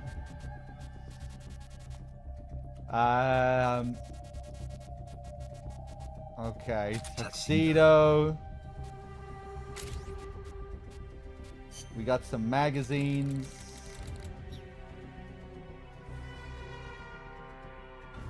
Known with the Prime sub. Thank you.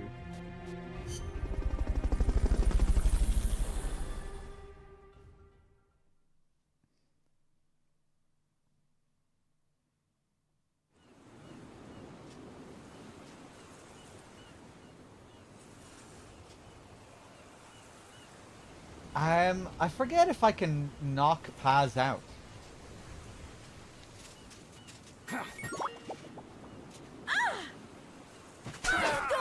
Yeah. When I grab her like that, I can't see her normally. But I should be able to punch her, right?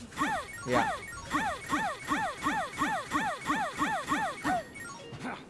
Creep. Ah, shit.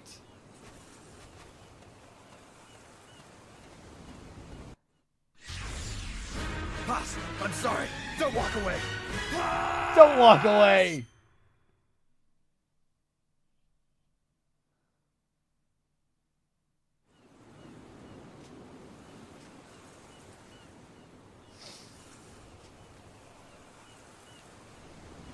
Yeah, I'm not sure if it's possible to knock her out. I'm just gonna try and punch her repeatedly again.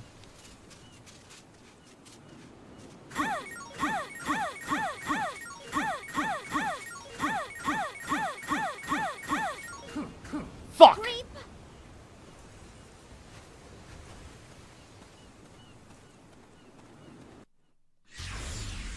Boss, I'm sorry. Don't walk away. Boss! Okay, I'm gonna try one more time.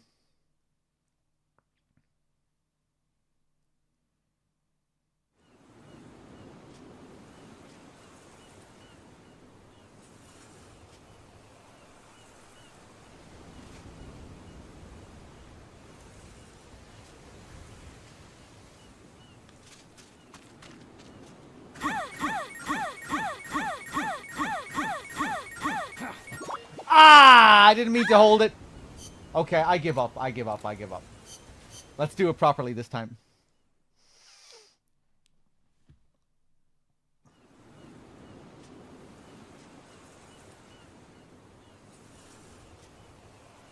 I didn't mean to, I swear.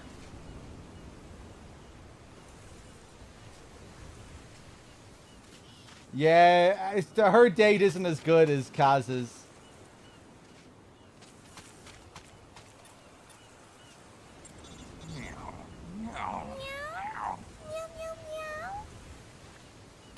What's with that? Just thought I'd bring some magazines. Maybe we could read them together. Throw this away? No, I put them here for you.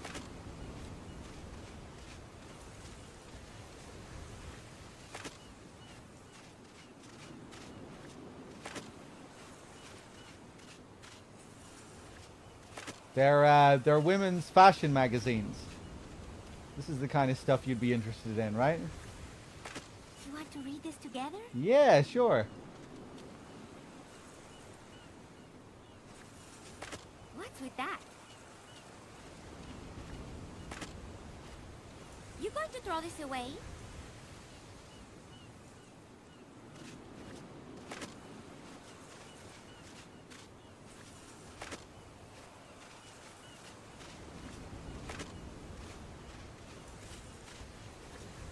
She actually has quite a few lines here. I think maybe we got them all. You want to read this together? Yeah, I think that's all we're getting.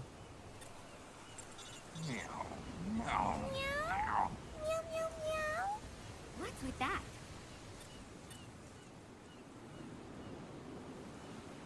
Peace. Peace.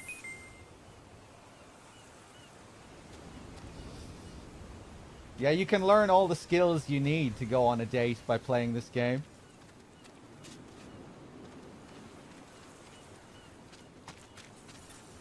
You got Paz, you got Kaz. They'll teach you everything you need to know.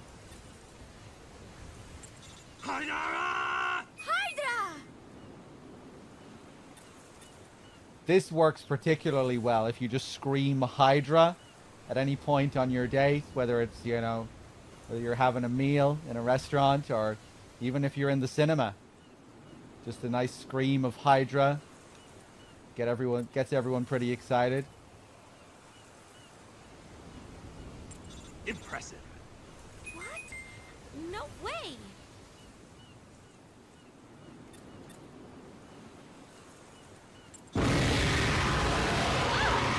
You got to throw this away? Impressive. What? No way!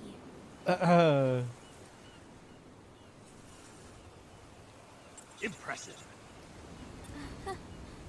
Thanks.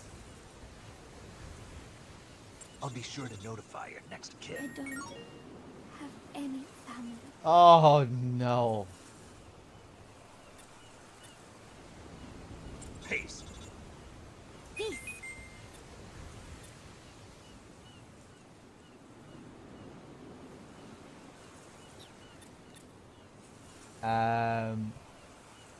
Impressive. Yeah, okay. I don't think she's gonna like any of the military ones, you know, like the Ten Hut and the pro-war commentary. Yeah? Okay, she didn't dislike it, but she wasn't crazy about it. Loyal to the end, people. What? No way! Yeah, she doesn't like that. Rocket peace! In the name of peace? Peace! Oh, but rocket peace is good enough.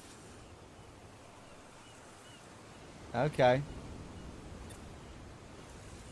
Hasta la victoria, siempre! Is victory essential to peace?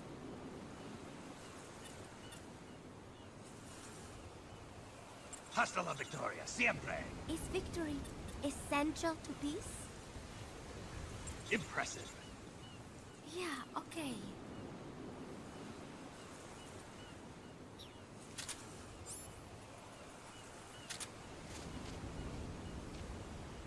You're going to take a picture of me?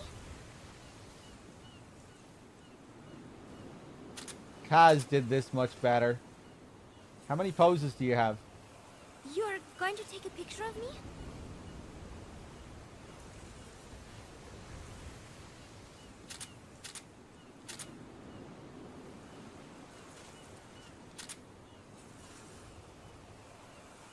You're going to take a picture of me? Are those the only two that you have? Kaz has like 6 different poses.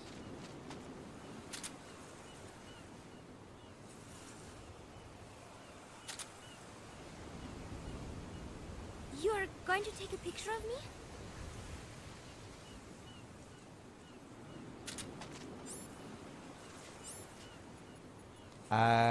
Oh, I have cookbooks as well. Do you react differently to these?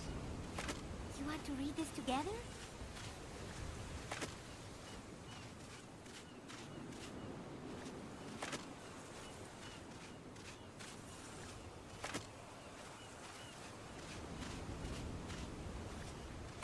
What's with that? You going to throw this away? Same reactions.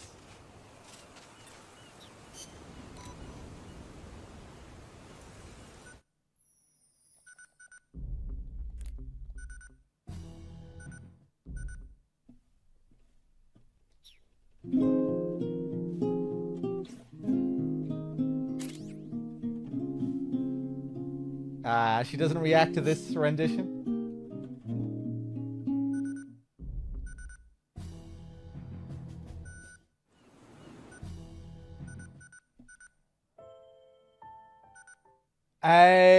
Do I have it set to random?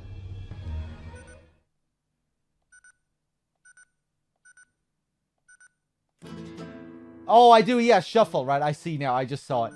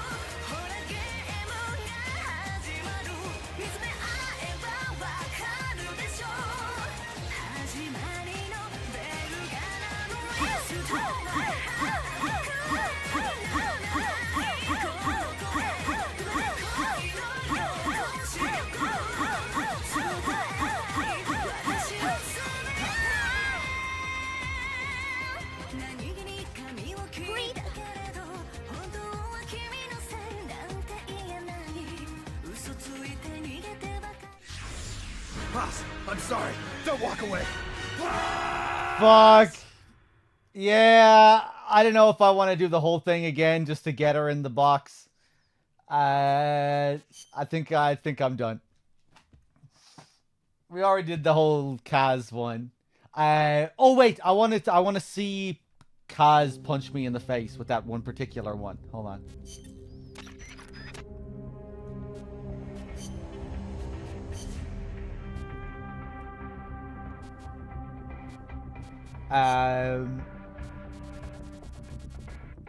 Which one is it again, chat? There are a few that I wouldn't mind testing here.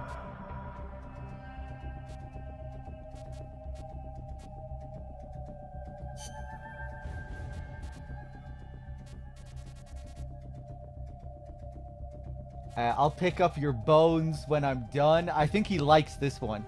I'll pick up your bones when I'm done.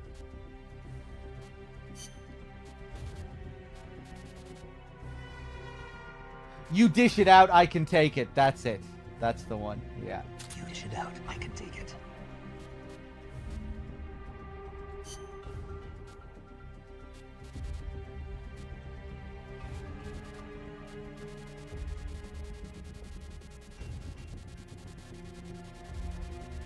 My bones.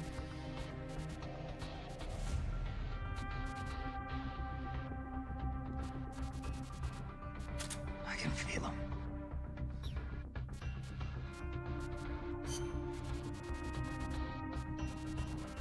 Yeah, I want to see how he reacts to the books as well, so we won't bring the trunks this time.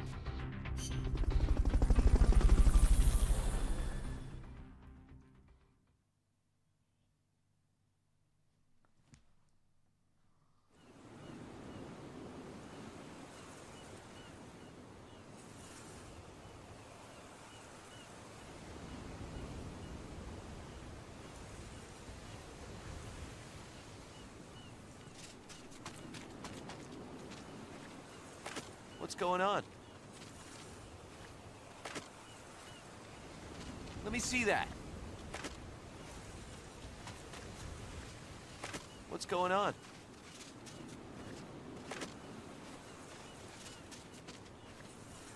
Let me see that. What's going on? Let me see that. Okay, that's all we're getting. What's going on? I'll pick up your bones when I'm done. You do that.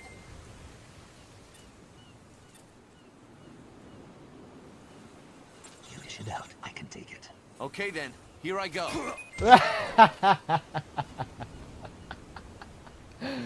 Nice. Can he knock me out? You dish it out, I can take it. Okay then, here I go.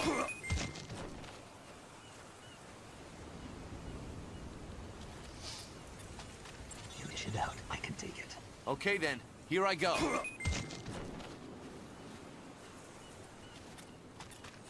You dish it out, I can take it. Okay then, here I go.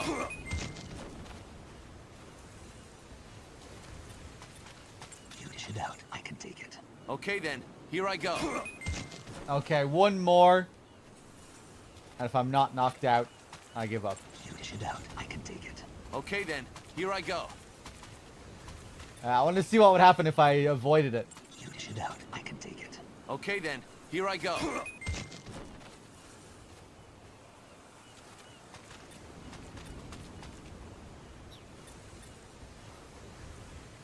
I can feel them.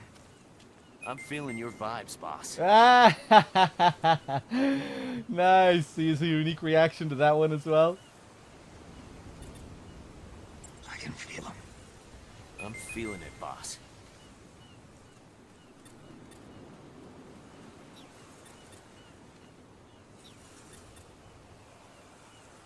Okay, what if we have box time early?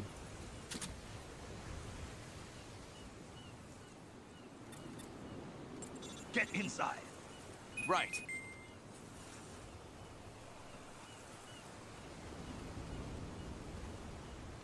Oh, EG won't get in at all. Okay. Ooh. Oh. Got room for two? Aha.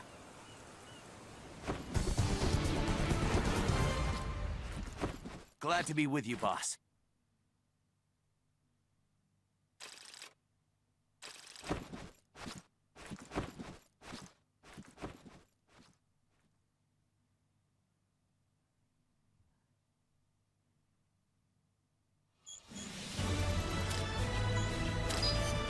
Oh, that was still an S. Okay, we barely did anything. Okay, I think it's finally time to say goodbye to Peace Walker. Let's do some ground zeros. I'm going to play some tunes, I guess, while I switch over. I need to switch over to my PS4 and plug in some cables and shit. While I do that, I'll play some music. I might go take a quick bathroom break as well while I'm doing this. So yeah, just bear with me for a few minutes, chat.